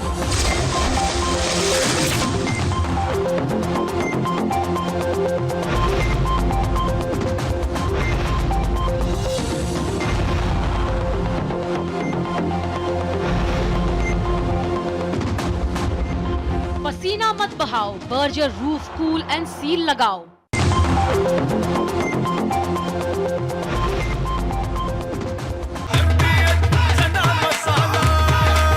अब छोलिया हो या लोबिया, सफेद चने या काले चने, सब कुछ मजेदार बने. 26 फरवरी की तारीख मुकर्रर की गई ऑपरेशन शुरू करने के लिए. एयरफोर्स ने उस दिन बिल्कुल रूटीन रखा. दुश्मन को कहीं से यह खबर ना लगे कि आज कुछ बड़ा होने वाला है. एयरफोर्स ने इसे नाम दिया ऑपरेशन बंदर. मजाक लगता है ना, लेकिन यह नाम इसलिए चुना गया कि दुश्मन को अंदाजा ना लग पाए कि यह कितना सीरियस ऑपरेशन है. रात भर रूटीन सॉर्टीज आसमान में उड़ती रही. पाकिस्तान को लगता रहा सब नॉर्मल है. और फिर राजस्थान के एयरबेस से सुखोई 30 रवाना हुए. पाकिस्तान को लगा कि बहावलपुर को निशाना बनाया जा रहा है और उसने combat air petrol. From Asia's largest news headquarters, setting the agenda for Bharat.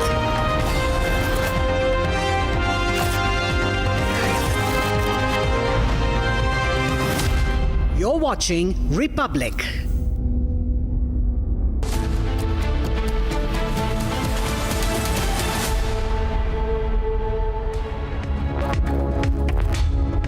for joining us here on Republic TV. The breaking news update we have and our top headline of the cyber attack that Pakistan has tried to carry out. Even before India responds, before we strike them, proxy wars by Pakistan and how we are countering that as well. Here are the headlines this evening.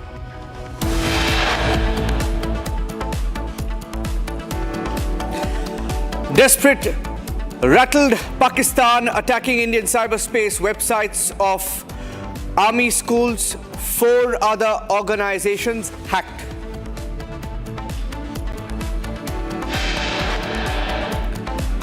Tourist from Kerala makes a claim during the NIA interrogation, says terrorists conducted recce of the attack days before the strike in Pahalgam, releases a video.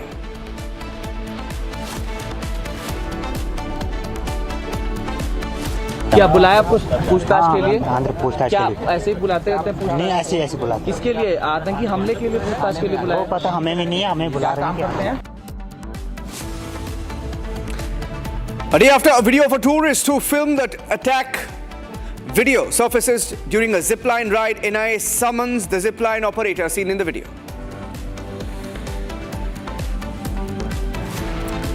Anger mounts against Pakistan protests outside the embassy in Kathmandu, Nepal.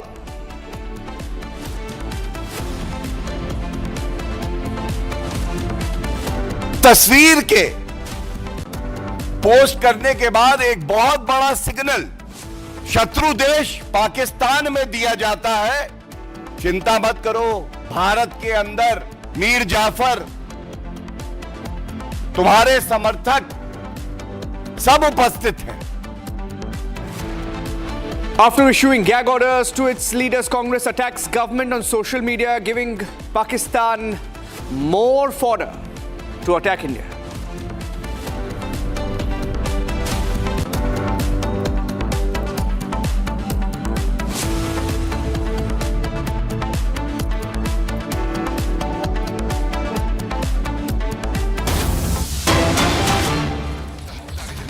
Getting in more details now, a Pakistan cyber attack on websites. Different websites have been targeted. Pakistan's cyber crimes continue.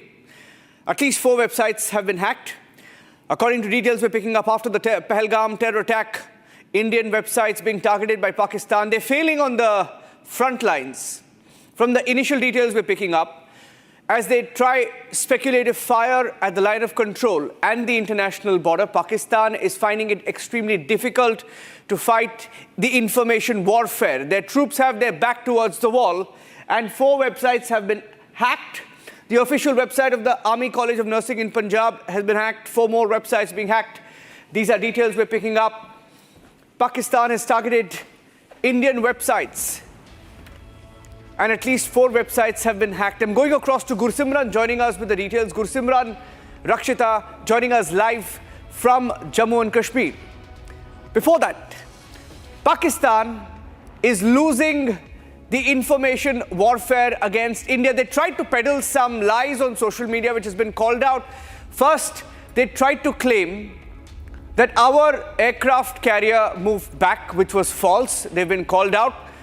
Secondly, they tried to make claims their own Pakistan army handles affiliated to the Pakistan establishment tried to peddle lies about getting international support. There were pictures, for example, put out of Turkish planes, military cargo planes landing in Pakistani airports, bringing in missiles, etc. Now, that was a claim, turned out to be false. So as their lies are being called out and as they fail to stand up at the border, as their troops begin to resign en masse, this tactic of cyber crime being carried out by Pakistan. Pakistan has targeted Indian websites. Let's go to the next point. At least 4 sites have been targeted, we've been told. This is a completely cowardly cyber attack that we have, where at least 4 sites, and these are very small sites of different states that have been targeted. Institutions are being targeted by Pakistan, which have relatively low safety mechanisms. Education and defense sectors targeted. They're not able to touch our army, our air force or navy. So very small. For example, if there is a school somewhere, they're targeting school websites. Now that's how desperate Pakistan has become. And the army public school, for example, in Srinagar and Ranikhet have also been targeted by Pakistani cyber attackers. The Army Welfare Housing website, for example, has also been targeted by Pakistan. That is how desperate they have now become. Let me go across to Gursimran, Zeenat, Rakshita also joining us. And let me go across to her right now. Rakshita, at least 4 websites we are being told. 4 websites, that's the latest number that we have. Are there any more of the sites that have been hacked by Pakistani cyber criminals? Niranjan, at least 4 to 5 websites have been targeted. In fact, ever since the Pahalgam attack has happened, we did hear of such attacks earlier as well, right from the next day. And now, if we talk about today, yes, there are 4 websites, and also from Jammu, of which the details will be shared by my colleague Gursimran Singh. We're talking about the Indian Army website. Yes, as you pointed out, Army Public School in Srinagar and in Rani Khet as well. Not just that, also the Air Force, Beijing Air Force Placement Organization as well, and Army Welfare Housing Society. If you just really show what they've written, clearly the Pakistani flag is there, and they also write that now we know your location, we know where your families are. This is what you are pointing out. The school websites are being hacked, the housing society. So that is the level of cowardice, of Pakistani army, where you see that they are targeting the families of the soldiers as well.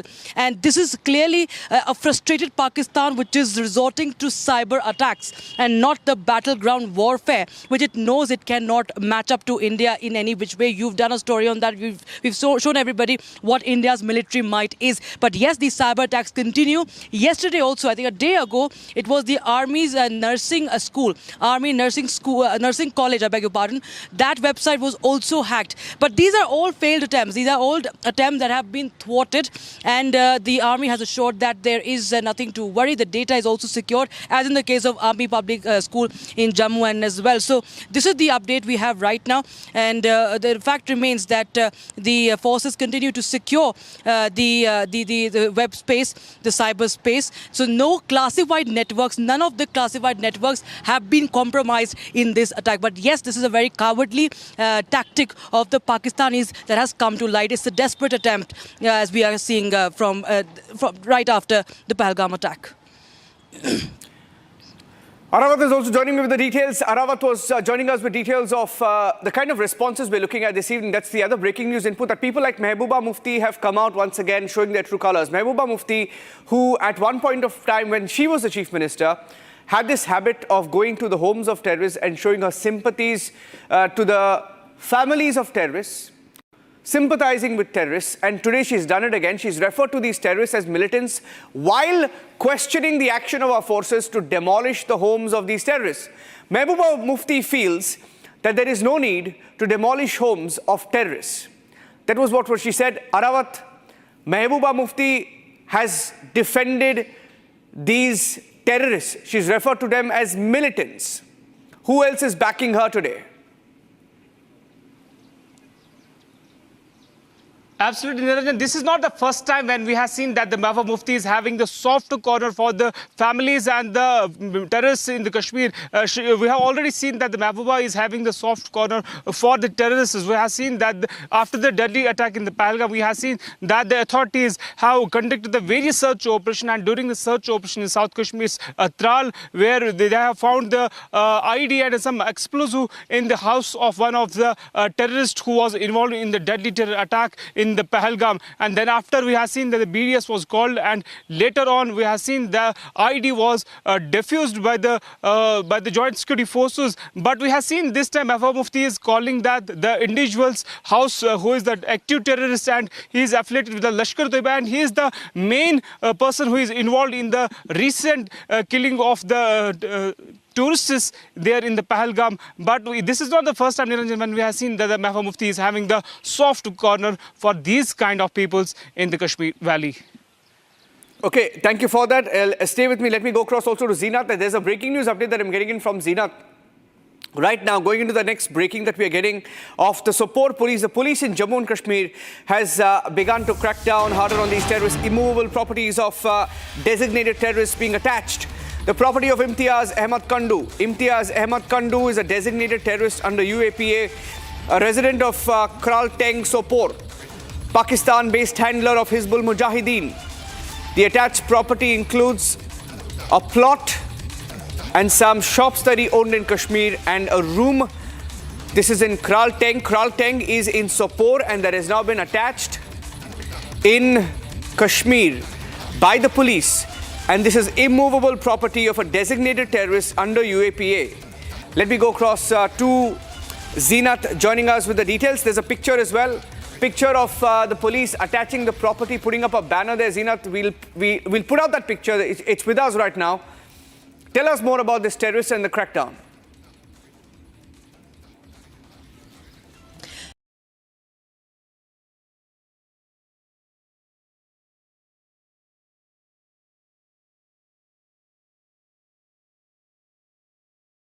Niranjan, the property, as you said, has been attached under UAPA. He's a Pakistan-based handler, basically a Kashmiri, but he has exfiltrated from here and presently living in Pakistan. His immovable property, which consists of house along with some shops and some patch of land, has been attached by the Sopore police, for which the order was obtained from the Honorable Sessions Court today. And as per the police, the property has been used for unlawful activities, fund transportation, and also for harboring terrorists in the Sopore district. This time, a Sopore police in North Kashmir has come into an action where they have attached a property of a terrorist based in Pakistan. He's been identified as Imtiaz Kandru. He in fact exfiltrated almost a decade back, but his activities would continue on the soil of Kashmir, and that would include targeting the security forces, radicalizing the Kashmiri youth to join the terror ranks. Today, obtaining an order from the Honorable Sessions Court, the property has been attached by the Sopore police under UAPA. Be with me. In fact, there are different counter-terror operations also underway in different parts of Jammu and Kashmir. Do we have a number of the operations that have been conducted so far post the Pahalgam terror attack? Zeenat. Okay, that's the picture, by the way, of the property being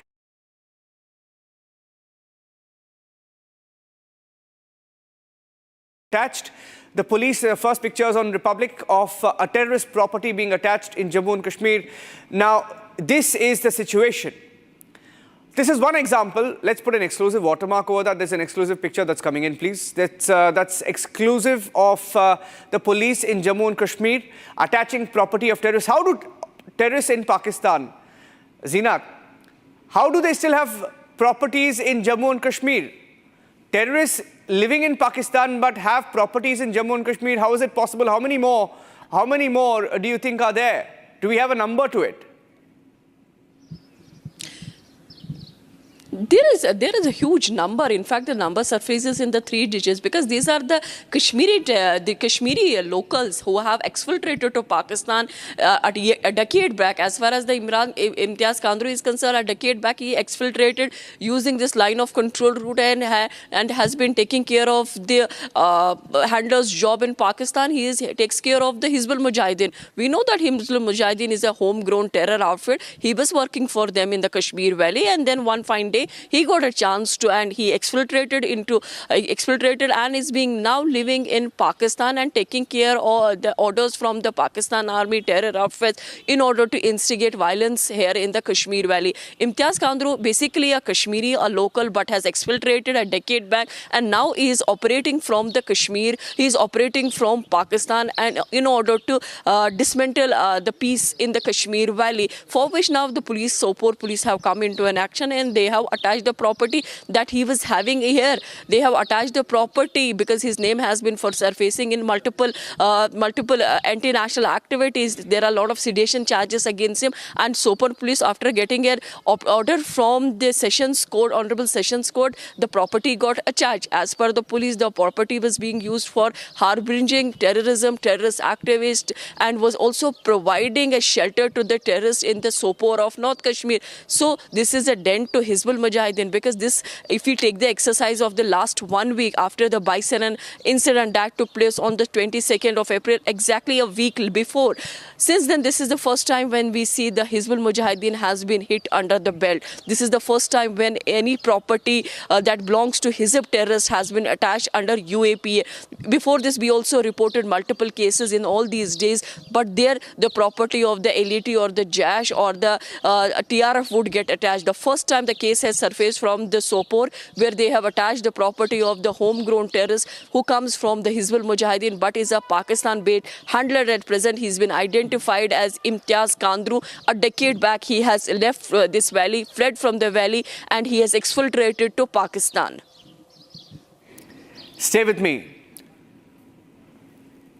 Getting in some more breaking news right now. Zeenat, stay with me because we're getting in more details and more videos. In fact, more and more people watching the broadcast, more and more people sharing videos of Pahalgam and looking back at what really happened. Those who were there at Pahalgam before the attack, days before the attack, also putting out videos saying that they may have sensed something. A tourist from Kerala has now made claims during the NIA interrogation. The tourist has claimed that the two men conducted recce. He says that he saw these two men conducting a recce. Terrorists, days before the attack, were perhaps caught on camera. He says he has caught these terrorists on camera while filming a video of his daughter. This is not the video of... there's another video where you can see the girl playing in the meadows.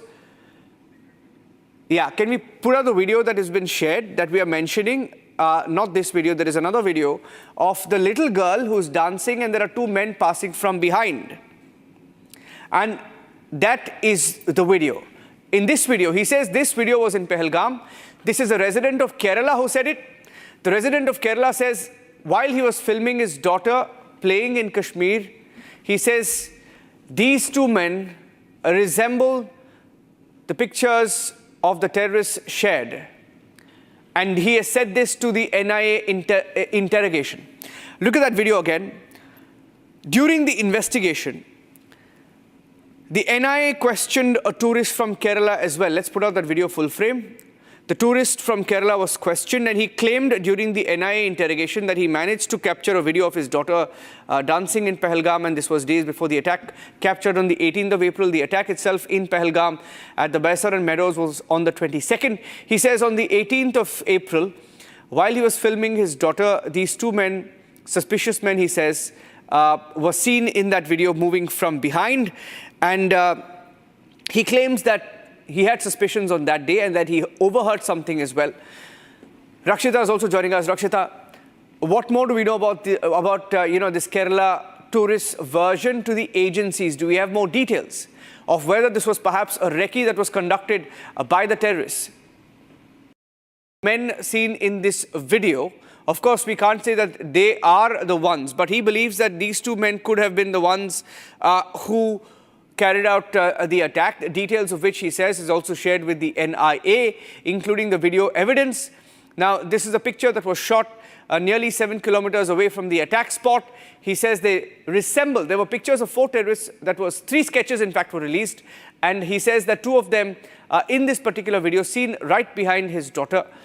He says they resemble the sketches. Was there a recce then? Was there a recce? That's the question. This was a video shot on the 18th of April, 4 days before the attack, and about 7.5 kilometers away from the attack spot. Now, that is why the questions are being asked on whether this was a possible recce. Yes, Rakshita.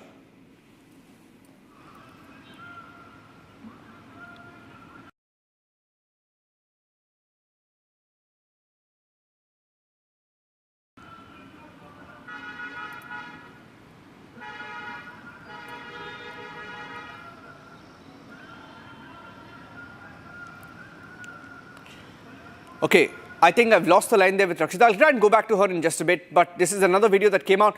Meanwhile, 7 days almost into the attack, 7 days after the attack, more and more videos are coming out. There are more videos that people who have been there at Pahalgam and who've gone back, looked back at their videos. Many of them are now beginning to share the videos. On the right of your screen, that's another video that was shared Earlier today, this video has also come out now, and in that video, if you can put up the audio, please, if you can listen to the audio version, and if you can hear the audio over that video track, then you will hear bullet sounds also from this particular video. Now, in this, on the right of your screen,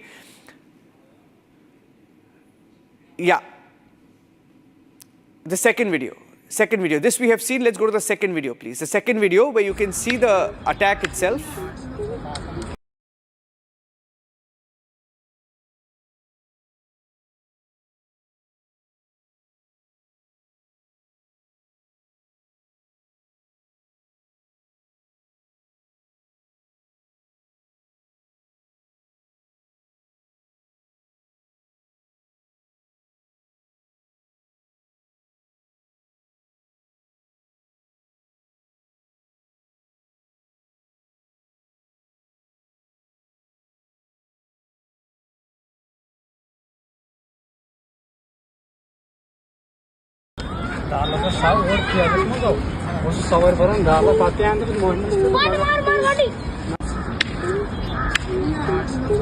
That is also come out today. Second video.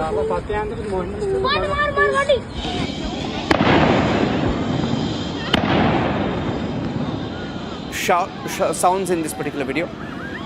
And you can see the tourists are in different parts of the Baisaran Meadows, some playing in the trampoline, some at the horse riding section. And there are some who are just simply, look at that, that's the moment of the attack. You can hear the bullet sounds. They came from behind the trees. The terrorists came from behind the trees. They emerged out of nowhere and opened fire. That is evident from this particular video that you see. So, and these are videos that are now being released slowly, few days after the attack, as people go back, as the tourists who are in Pahalgam go back and check the videos that were shot and begin to share them with the larger public, of course. And let me go back to Arawat. And Zeenat also joining us. Let me go into Zeenat. In fact, Zeenat was at the Baisaran Meadows a few days back. She managed to try and, recreate the entire attack in the sense that to show us from where they entered. Zeenat, from the videos, it emerges that they knew exactly what they were doing. They had recce'd this particular spot. And that becomes stronger. The evidence of them having recce'd this spot becomes stronger when you look at the versions of the tourists who visited Pahalgam a few days back. Some of them have released videos that show possible suspects that resemble the sketches released. See, Niranjan, these are just the possible suspects. Whenever a terrorist carry this kind of attack in a huge manner, the recce's are done much earlier than when the plan is executed, and for which the army and the other police is tracking all those tracks that were used by the terrorists, because whatever the swabs, the DNA swabs that the NIA has got, the footprints, the cartridges, the blood-soaked soil and all other things were taken into custody by the NIA and the State Investigating Department right the very day, and since then their investigations are on. As far as the social media videos are concerned, or the people who were present there and now are depositing the videos, the reels before the NIA, it is only adding to the investigation that will lead the teams to the one who has carried this attack, the perpetrator, for which they are working on. As far as the suspects are concerned, there have been the 1,000 number of people who have been questioned for 5 minutes, 10 minutes, some stayed for 6 hours, some had to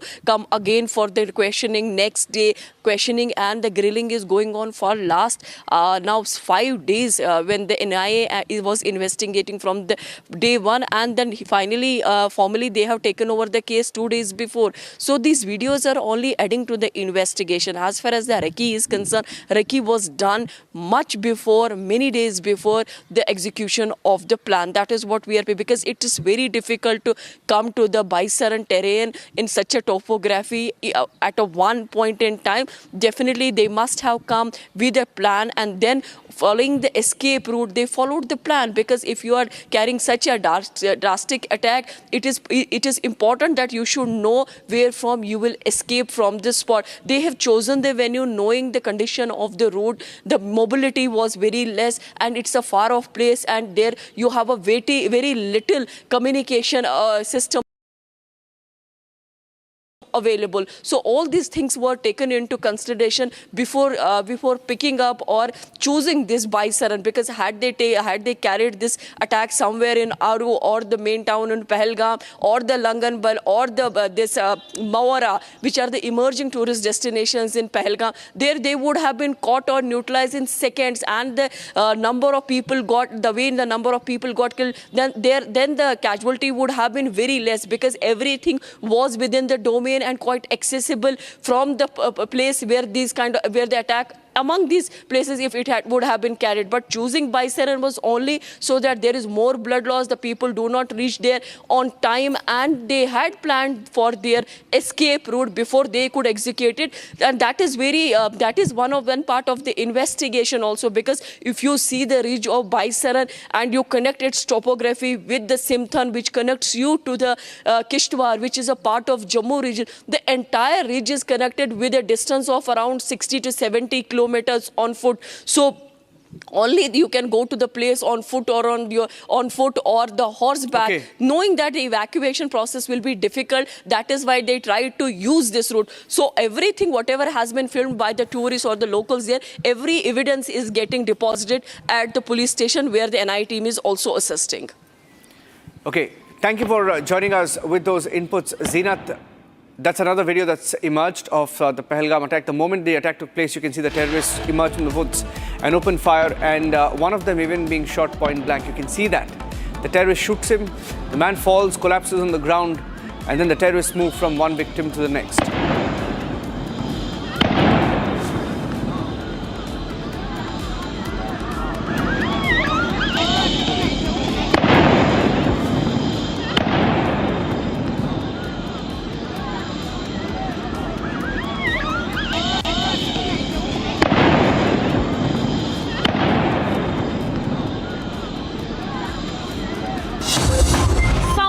Here. Is your home ready for the heat? Keep your roof cool and your home comfortable all summer with Roof Cool and Seal.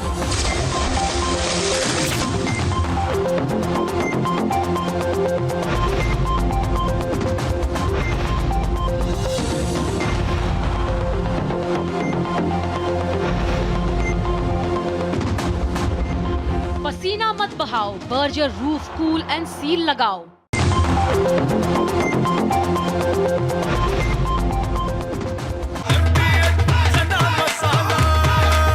अब छोलिया हो या लोबिया, सफेद चने या काले चने, सब कुछ मजेदार बने। यहां से कहानी शुरू होती है विंग कमांडर अभिनंदन वर्तमान की। अभिनंदन वर्तमान उड़ान भर रहे थे MiG-21 अपग्रेडेड बाइसन में, जो एक पुराना जहाज है। आसमान में उनका सामना होता है पाकिस्तानी F-16 से। फर्क देखिए, F-16 technologically one of the most advanced fighters, लेकिन भारत का शेर अभिनंदन इंगेज करता है अपनी R-73 मिसाइल से। यहां आपको यह बताना बहुत जरूरी है कि इस लड़ाई में विंग कमांडर वर्तमान के आंख और कान थे फाइटर कंट्रोलर, और वो थी स्क्वाड्रन लीडर मिंटी अग्रवाल। मिंटी अग्रवाल को पूरा वॉर सीन अपने आंख के सामने दिखाई दे रहा था। She was seeing from where the aircraft is approaching.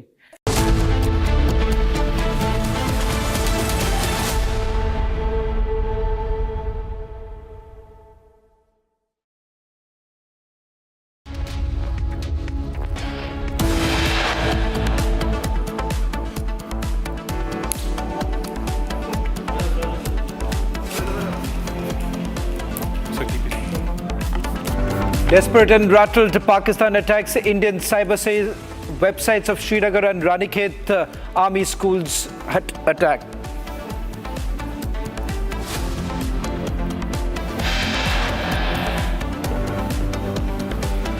Tourist from Kerala makes stunning claims during NIA interrogation, says terrorists conducted recce of the attack site days before the attack.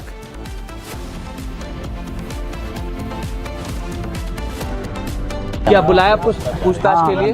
पूछताछ क्या के लिए ऐसे ही बुलाते रहते हैं? नहीं, ऐसे बुलाते। इसके लिए आतंकी हमले के लिए पूछताछ के लिए बुलाया? वो पता हमें भी नहीं है, हमें बुला रहे हैं। Day after video of tourists who filmed the attack. Video surfaces. NIA summons the Zipline operator seen in video.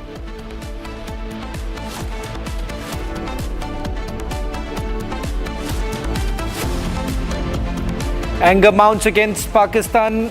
Protests outside Pakistan embassy in Kathmandu.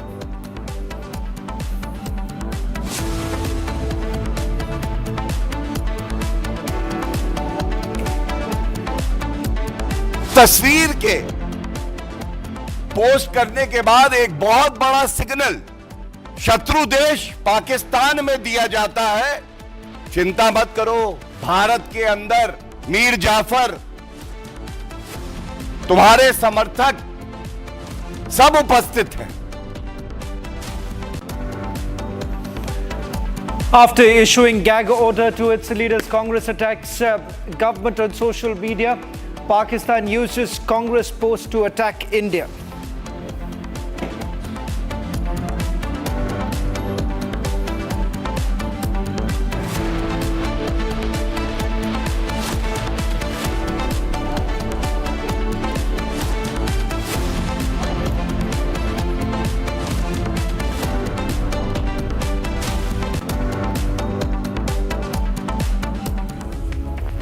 It's 5:30 and you're watching Live and Breaking with me, Shavin Sen, starting this edition with breaking news now coming in. Pakistan's ISPR's propaganda push has just intensified with cyber attacks that are being carried out. In fact, attempts that have been made by the Pakistani hackers to target at least 4 Indian websites. These are educational websites that have been targeted. It turns out that Rajasthan government's education department's website was also targeted by Pakistani hackers. In fact, Rajasthan Educational Department's portal has also been targeted by the hackers here. A statement has now been issued by the Rajasthan Education Minister saying that the IT department is basically looking into this matter. They've been able to trace the origin of this hacking attempt that has been made. This comes at a time when Republic TV has accessed the full dossier of the number of attempts that have been made by the Pakistani hackers over the last 24 hours. Particularly, army schools are now being targeted. You've had the Army School of Srinagar as well as Army School of Ranikhet, their websites are being targeted. Apart from that, Indian Air Force's one website has also been targeted. And not to forget the Army Housing Organization, their website has also been targeted by Pakistan. In fact, Pakistan's ISPR, I'm told that there's some breaking news coming in also. Defense Minister has reached the Prime Minister's residence. On your screens right now, these are the latest coming in with the Raksha Mantri visiting Prime Minister right now. We do not know the agenda at this point in time because remember there have been marathon meetings that have actually taken place. In fact, a scheduled CCS meeting is likely to take place tomorrow. A highly level meeting is basically underway with the Defense Minister, the Chief of Defense Staff, the National Security Advisor. All have actually reached 7 LKM. In fact, if we can just update our breaking coming in, it's not just the Defense Minister, it is also the Chief of Defense Staff, it is also the National Security Advisor. They've all reached 7 LKM. Apart from that, we're also being told that this is a high-level meeting that is going to take place to look into the preparedness and also strategizing on this entire issue. The agenda, however, hasn't been put out as yet. But remember, the government is in full form right now, ensuring that their entire process is clear. Multiple options that are right now available on the table. The last CCS meeting, the government had sent across a strong message to the forces saying that the green signal has already been given. In fact, there are more details now coming in with regards to the meeting that is basically underway. And yes, as I've just pointed out, that it's the Chief of Defense Staff, the National Security Advisor, as well as Raksha Mantri, all at 7 LKM, were joining us.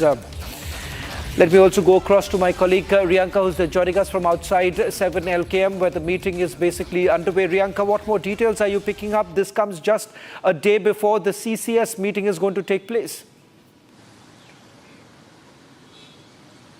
Well, rightly said, tomorrow is, of course, the Cabinet Committee on Security meeting. And right before that, let us show you the visuals from outside Prime Minister Narendra Modi's residence, where just a while ago we have seen that Defence Minister Rajnath Singh has arrived along with NSA Ajit Doval and CDS also present at this point in time. There is expectations that External Affairs Minister S. Shankar could also come here, is what I am being told from our sources, but we'll get a confirmation on that front very soon. But at this point in time, remember, these meetings are very, very important, very crucial meetings are happening. Huddles after huddles are happening because there is a very strong message that has been given to Pakistan that India will not keep quiet. And several meetings are in fact lined up tomorrow as well. There is a meeting of an entire cabinet that is going to be taking place at the Prime Minister's residence. As I continue to report from outside the residence of Prime Minister Narendra Modi at 7 Lok Kalyan Marg. But at this point in time, with the visit of Defence Minister Rajnath Singh along with the Chief of Defence Staff and of course NSA Ajit Doval, it seems that there are very important deliberations and discussions going on, and of course a brief given to Prime Minister Narendra Modi regarding the current scenario of security and arrangements that are being done in Pahalgam as well as in the entire Kashmir, given at this point in time how important it is in order to counter terrorism and build a big crackdown on Pakistan and identify those terrorists who had went ahead and carried out that dastardly attack. And we will continue to give you details from outside the residence of Prime Minister Narendra Modi. But as of now, this is what I can gather from the ground. Well, also update now coming in. The three service chiefs are also present in the meeting that is basically underway. It's a high-level meeting that's underway at the Prime Minister's residence. A quick recap of what we know so far.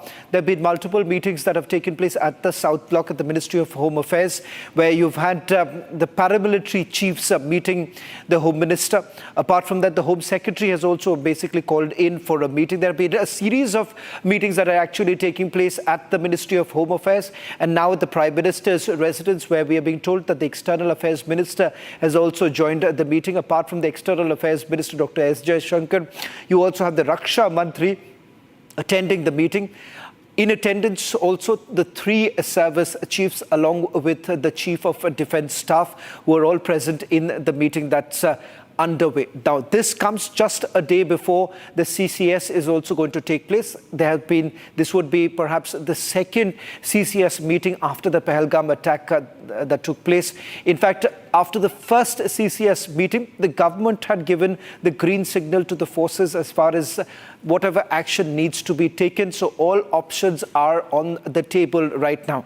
Now, sources from the military had indicated that when the government essentially said that all options are available on the table, they're basically looking at the diplomatic response.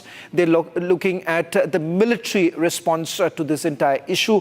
In fact, they're saying that it's just a matter of time. Right now, the focus essentially has been for the government to basically hunt down the terrorists who are behind the Pahalgam attack. And once again, the military indicating here that it's just a matter of time before the terrorists are also gunned down. The Prime Minister essentially being apprised about the current situation. In fact, the operations that have been carried out so far. Over the last few days, there have been multiple anti-terror operations that have been carried out across Jammu and Kashmir. Not just at one location, multiple locations where these actions have been taken. And apart from that, they're also looking at those who have actually aided the terrorists in carrying out this attack. We're given to understand those details are also emerging right now, all of it likely to be presented before the Prime Minister. Now, these are images that came in a short while back of the Raksha Mantri actually leaving from his residence. And these visuals, in fact, these are not live images. Can we please go back to the live images in that case? If we have the live images now coming in, the Defence Minister who had reached 7 LKM a short while back. Can we just go back to the latest visuals coming in right now? And let me also go back to Riyanka, who's joining us on this broadcast. Riyanka, are there any more details you're picking up in terms of the number of meetings that have taken place at the Ministry of External Affairs? I've already pointed out as far as the MHA is concerned. So simultaneously, you're looking at multiple meetings taking place at both the ministries. Well, absolutely. Several meetings happening since the attack took place on a regular basis. We are seeing the top, leadership of our country are in fact holding meetings each day, whether it is with Defence Minister Rajnath Singh or whether it is with the chiefs of the tri-services in our country, or the security forces at the borders. A while ago there was a very important meeting that was happening at the MHA where the BSF, the Assam Rifles, all the chiefs, the DG level chiefs were present. There also there was a briefing that was underway, which was taken by the Home Secretary. And even now, this particular meeting that is underway at Prime Minister Narendra Modi's residence, which is being attended by Defence Minister Rajnath Singh, as we have informed our viewers. Along with that, we have National Security Advisor Ajit Doval and External Affairs Minister S. Jaishankar. We continue to show our viewers these visuals from outside the Prime Minister Narendra Modi's residence, and where at this point in time what we understand is that many more meetings are lined up. Tomorrow is going to be a really power-packed day, given that the Union Cabinet will be part of a big meeting, a big discussion where there will be an entire sense given to the Cabinet Ministers, and many decisions will be taken in order to move forward as to how our country can go ahead and isolate Pakistan and build in more crackdown. Remember, there are several levels of crackdown going on Pakistan and several steps being taken to isolate Pakistan, whether it is starting from banning the YouTube channels of Pakistani media or from all the steps that has been already decided by the centre, from asking the Pakistani nationals to leave our country within a week and 48 hours to several meetings that are continuing. We will be in fact keeping a very, very close eye tomorrow, given that there is going to be the Cabinet Committee on Security meeting. There's going to be a Cabinet Committee on Economic Affairs. That meeting is also going to be taking place along with the Union Cabinet that is going to be meeting. And once again, if I want to give a sense of the ground, behind me, the entire cavalcade of Raksha Mantri is, stationed, and it was around 15 to 20 minutes ago when Defence Minister Rajnath Singh had arrived at Prime Minister's residence. And as per the sources, we understand that after the meeting with the tri-services chiefs, this is, of course, a briefing as to how our nation is prepared for any untoward situation that might come in, because it is a sensitive scenario that is going on for the last 1 week since Pakistan had in fact very clearly said that this is not our hand, we are not responsible for what happened in Pahalgam. But everybody knows the dirty tactics of Pakistan, and we continue to show how our country is not going to be let down, and message is going to be cleared with each passing day. Every meeting that happens at the MHA, at the MEA, at Prime Minister's residence, at Home Minister's residence is a message that is being made very clear.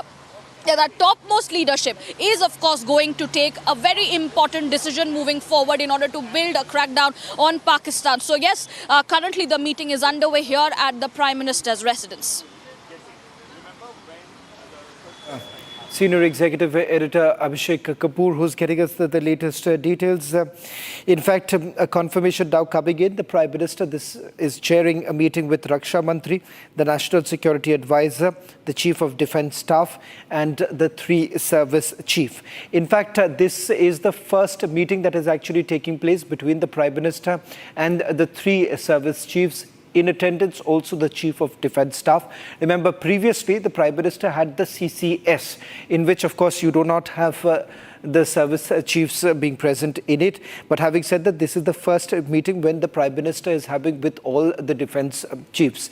Now, previously, you've had the Prime Minister following the CCS, and the messaging that was essentially done thereafter by the government is that a clear message has been given to the forces to basically look into all possible options available before them. In terms of whether at all this is going to be some sort of a retaliation coming in the next few days, that is not known at this point in time. But having said that, India keeping all cards close to their chest at this point in time. In fact, Pakistan continues with their second guessing as to what is coming their way. This is the first meeting between the Prime Minister and the Defence Chief, all three service chiefs, and you have the National Security Advisor present. I'm not too sure about the External Affairs Minister, but the picture that we have just got only shows Raksha Mantri the National Security Advisor, the 3 service chiefs and the Chief of Defence Staff, all present in the meeting. Let's try and also connect with our senior executive editor, Abhishek Kapoor, who's getting us the latest details and the images that have basically come in right now as the meeting is underway.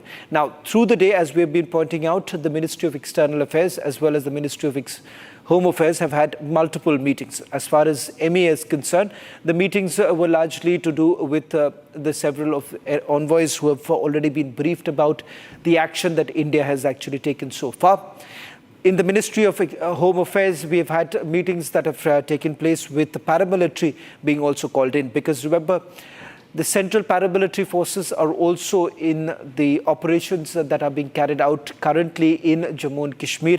That is part of the anti-terror operations that are being carried out. Let me also go across to Riyanka, getting us the latest details. Riyanka, this perhaps is the first time that the Prime Minister is meeting all the 3 service chiefs.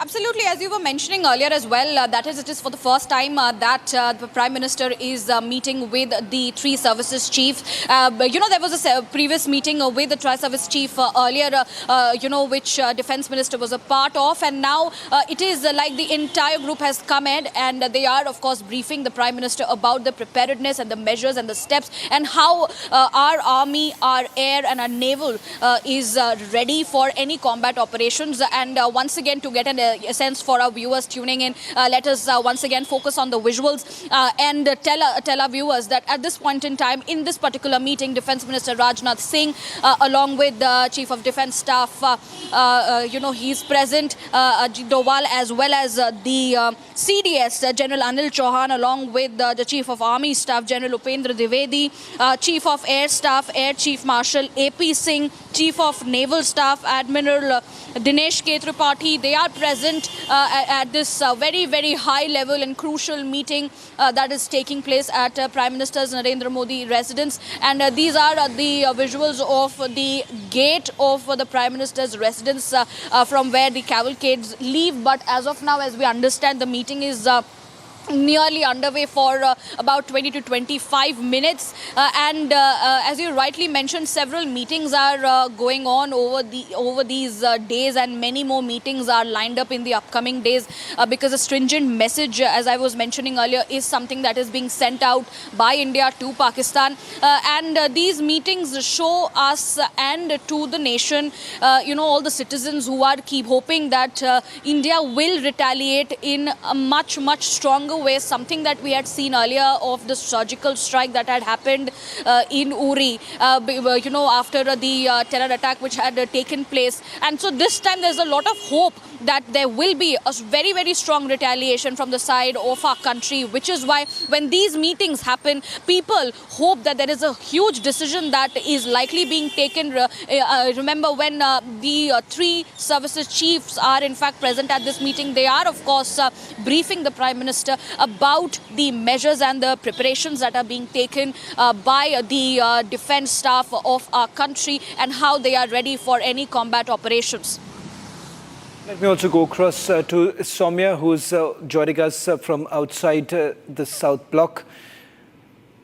Soumya, you've also tracked some of the meetings that have taken place at the Ministry of External Affairs and the MHA. Bring us up to speed. Yes, well, just a few minutes back, we had BSF DG of NSG, ADG, SSB, and Assam Rifles, CISF and CRPF senior officials leaving from Ministry of Home Affairs. As per our sources, Home Secretary Gopal Mohan had called this meeting, and these were the senior officials who were in attendance in this particular meeting, which lasted for more than 45 minutes. And now, if sources are to be believed, certain points were discussed with regards to the preparedness of the security of the defense officials. And now the lines that were discussed upon were the deployment of the security forces along the border. Let me also go across to Niranjan, who's joining us from the newsroom. Niranjan, this perhaps is the first meeting of the Prime Minister with the three service chiefs after the Pahalgam attack.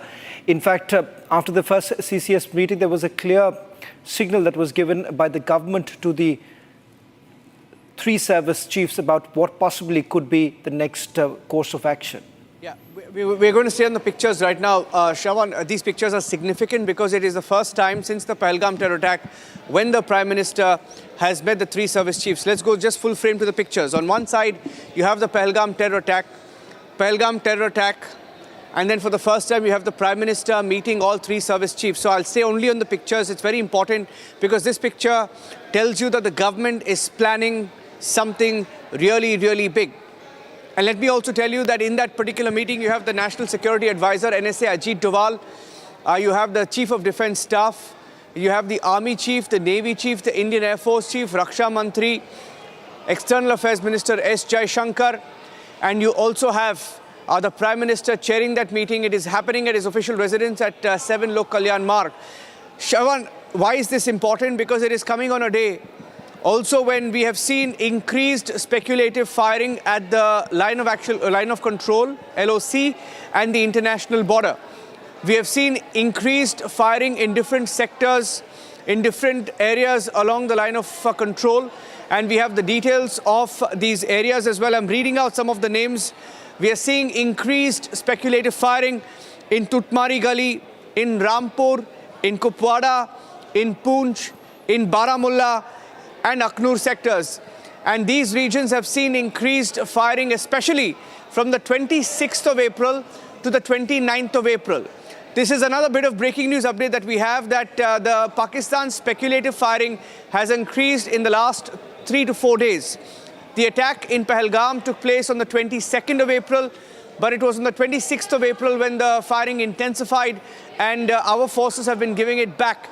Now, the good news also is that there is no casualty reported on the Indian side.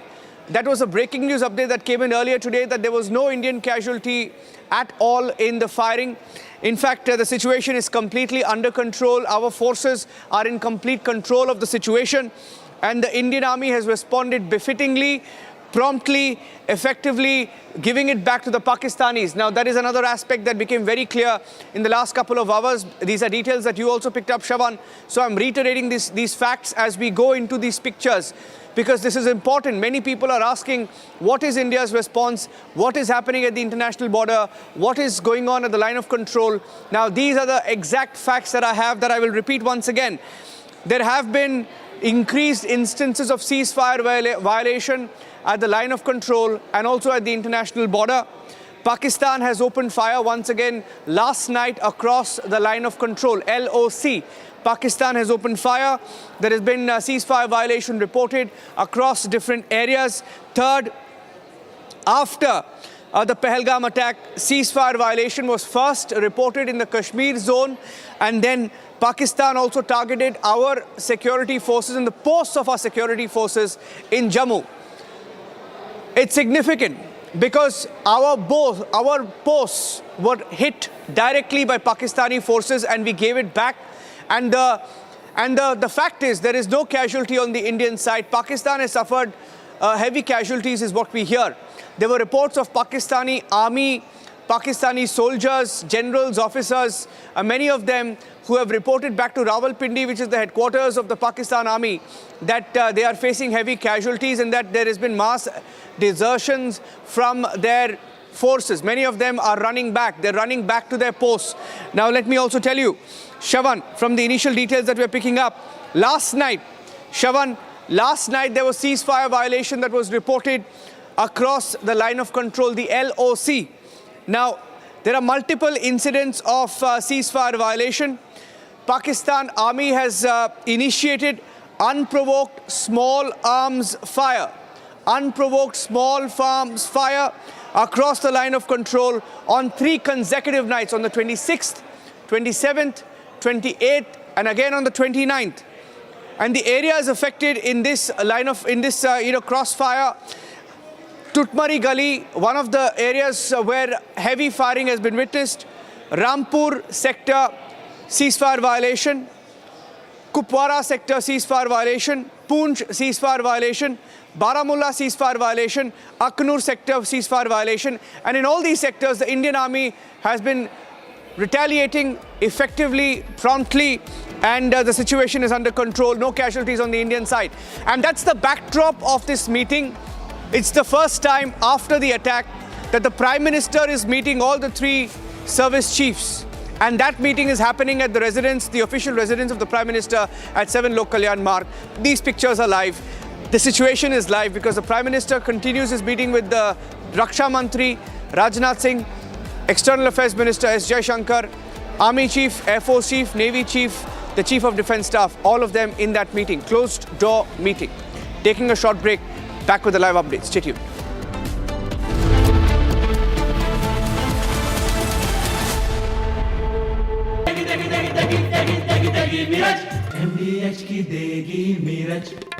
देगी मिरज का तड़का, अंग अंग फड़का। MDH की देगी मिरज। 26 फरवरी की तारीख मुकर्रर की गई ऑपरेशन शुरू करने के लिए एयरफोर्स ने उस दिन बिल्कुल रूटीन रखा।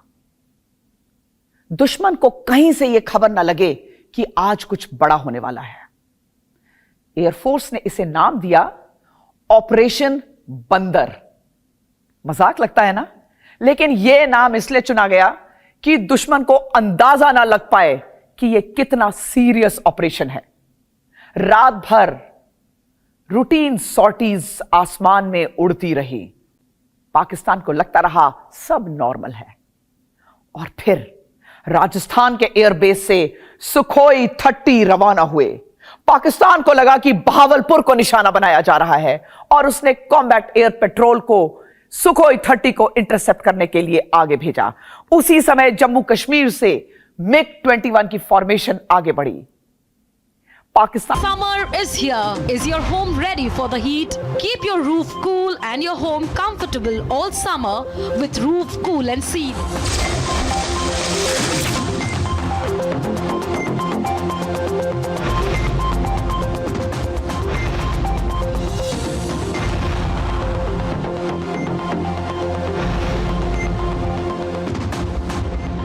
पसीना मत बहाओ, Berger Roof Cool and Seal लगाओ।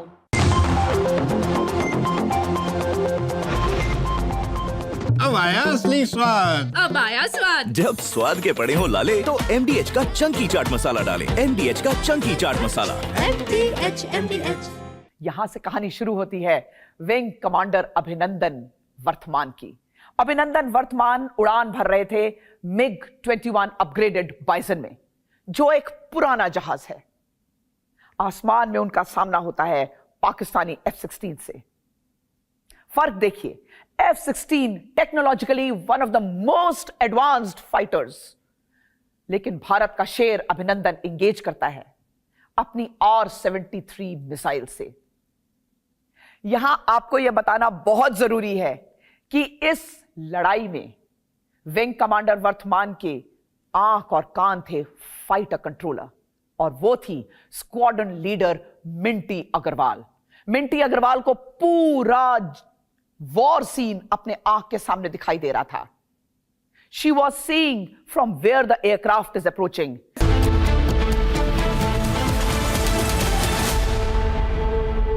MDH का किचन किंग किचन में हो तो हम सब कुछ बना सकते हैं। बैंगन का भरता, आलू गोभी, भिंडी मसाला और भी बहुत कुछ।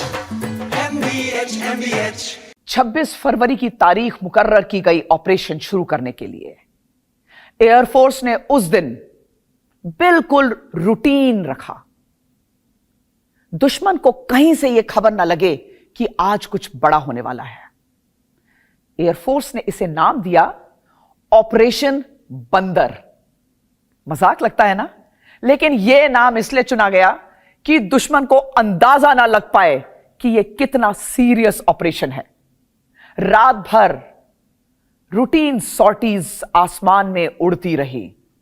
पाकिस्तान को लगता रहा सब नॉर्मल है।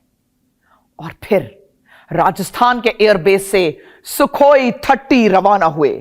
पाकिस्तान को लगा कि बहावलपुर को निशाना बनाया जा रहा है और उसने कॉम्बैट एयर पेट्रोल को सुखोई 30 को इंटरसेप्ट करने के लिए आगे भेजा। उसी समय जम्मू कश्मीर से MiG-21 की फॉर्मेशन आगे बढ़ी। पाकिस्तान को भ्रमित करने के लिए पाकिस्तान को लगा शायद पोकारा टेररिस्ट कैंप पर इंडियन एयरफोर्स अटैक करने आ रही है। जब Sukhoi 30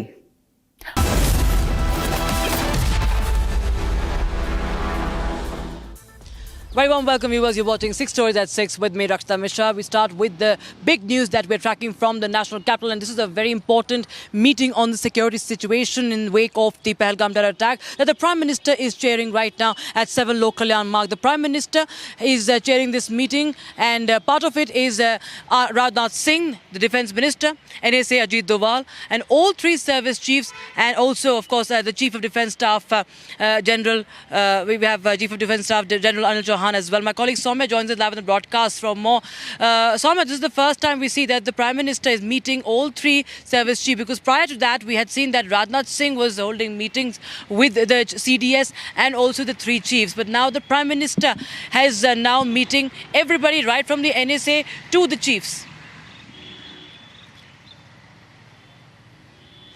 Yes, well, Rakshita, back-to-back from ever since April 22nd, back-to-back important meetings have been taking place at crucial vantage points.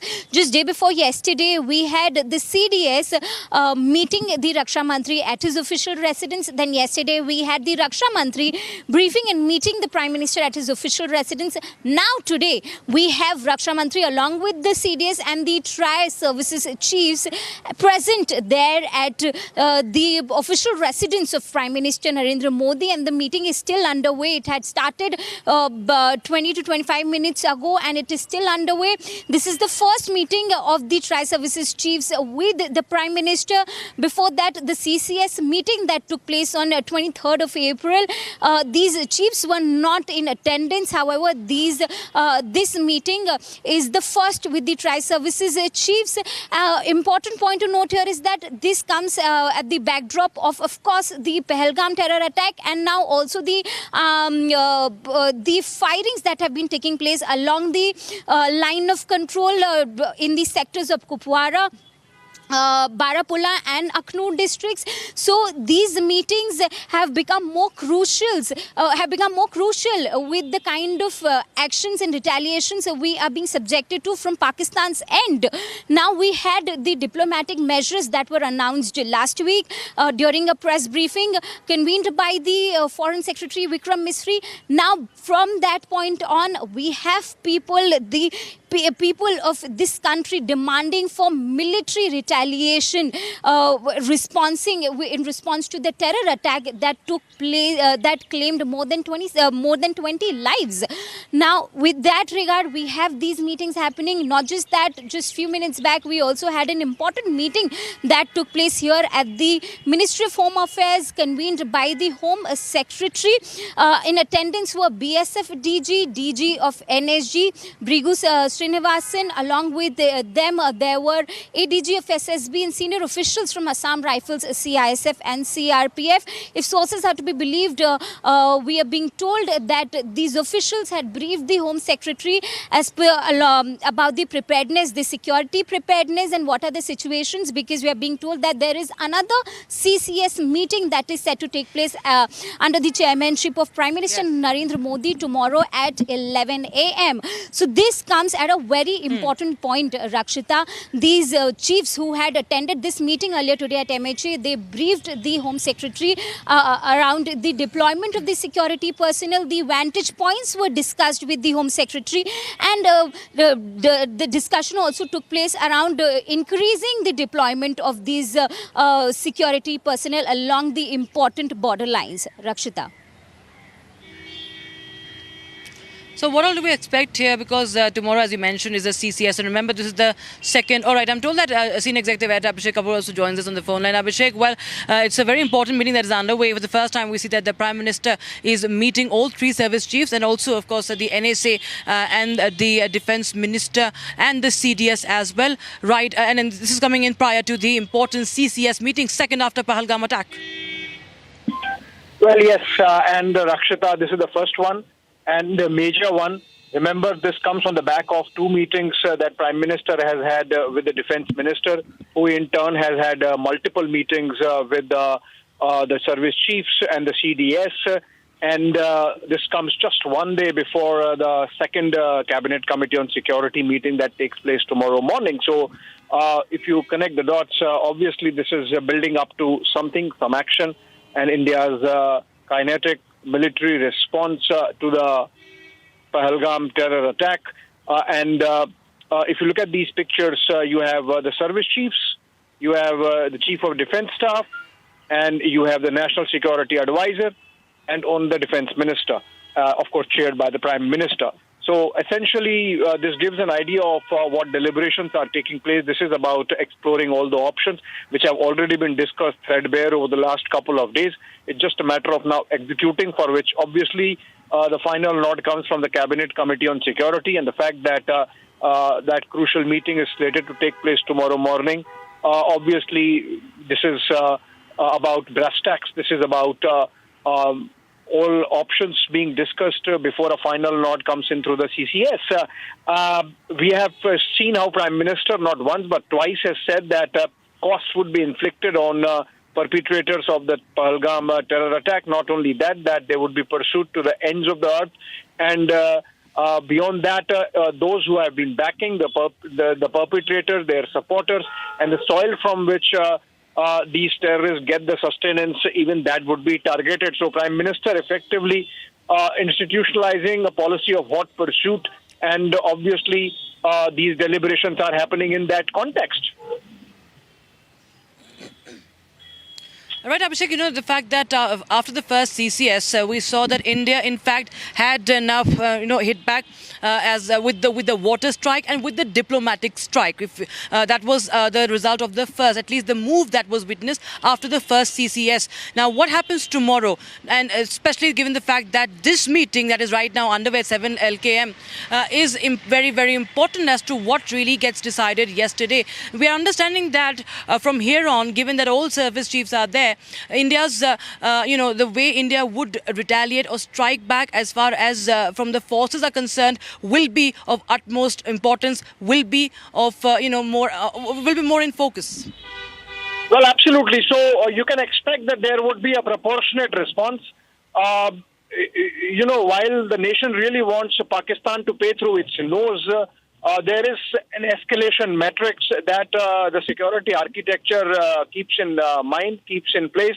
And like it has happened in the case of Uri surgical strike, so when Pakistan-based terrorists attacked an army camp and martyred 18 of our soldiers, India hit back with the surgical strikes inside the Pakistani territory across the line of, not the Pakistani territory, it was actually Pak-occupied Jammu and Kashmir, but across the line of control. And similarly, in the case of Balakot air strike, it was the first time since 1971 war that Indian military operations targeted Pakistani soil.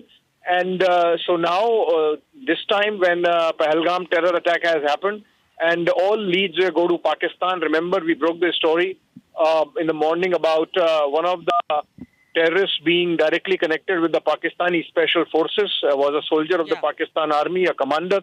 And so obviously all those calculations are there, and in what form the response would be, let the military experts do the talking once a political decision has been taken. And we have seen earlier instances of Uri and post-Pulwama, Balakot, where the political will has not been wanting, and the political will has been strong. And in fact, the most transformative aspect of Indian response to terror in the last few years. So we are seeing the same thing, absolute resolve, as mentioned by the Prime Minister himself in his couple of his speeches. And these pictures clearly these pictures clearly reflect a decisive leadership deliberating what comes next. Absolutely, Abhishek. In fact, my colleague Riyanka is also there outside the 7 Lok Kalyan Marg while this meeting is underway. We're showing pictures of that meeting as well. So, Riyanka, well, this is a very important meeting, as we were mentioning, that this is the first time that the Prime Minister is meeting all the 3 service chiefs along with the NSA and the Chief of Defence Staff and other important members. Now, what we know is that this time India will be, of course, zeroing in on the most appropriate action, because we cannot, of course, forgive and forget what has happened. And, we already see that Pakistan has been trembling, it has been rattled, and it has resorted to, antics like cyber attacks, like a cyber strike, a very cowardly way of, a very display of cowardice, rather, and also unprovoked ceasefire. But yes, the situation is very high. The security situation, of course, is very critical right now. Even in Srinagar, where I'm reporting for, we see, time and again, especially during the afternoon, there are multiple choppers, including that of the Indian Air Force as well. So there is high hyper vigilance also, and there is increased amount of, there's increased deployment of forces. And this time we expect that in this meeting, there should be something really concrete that will be decided upon.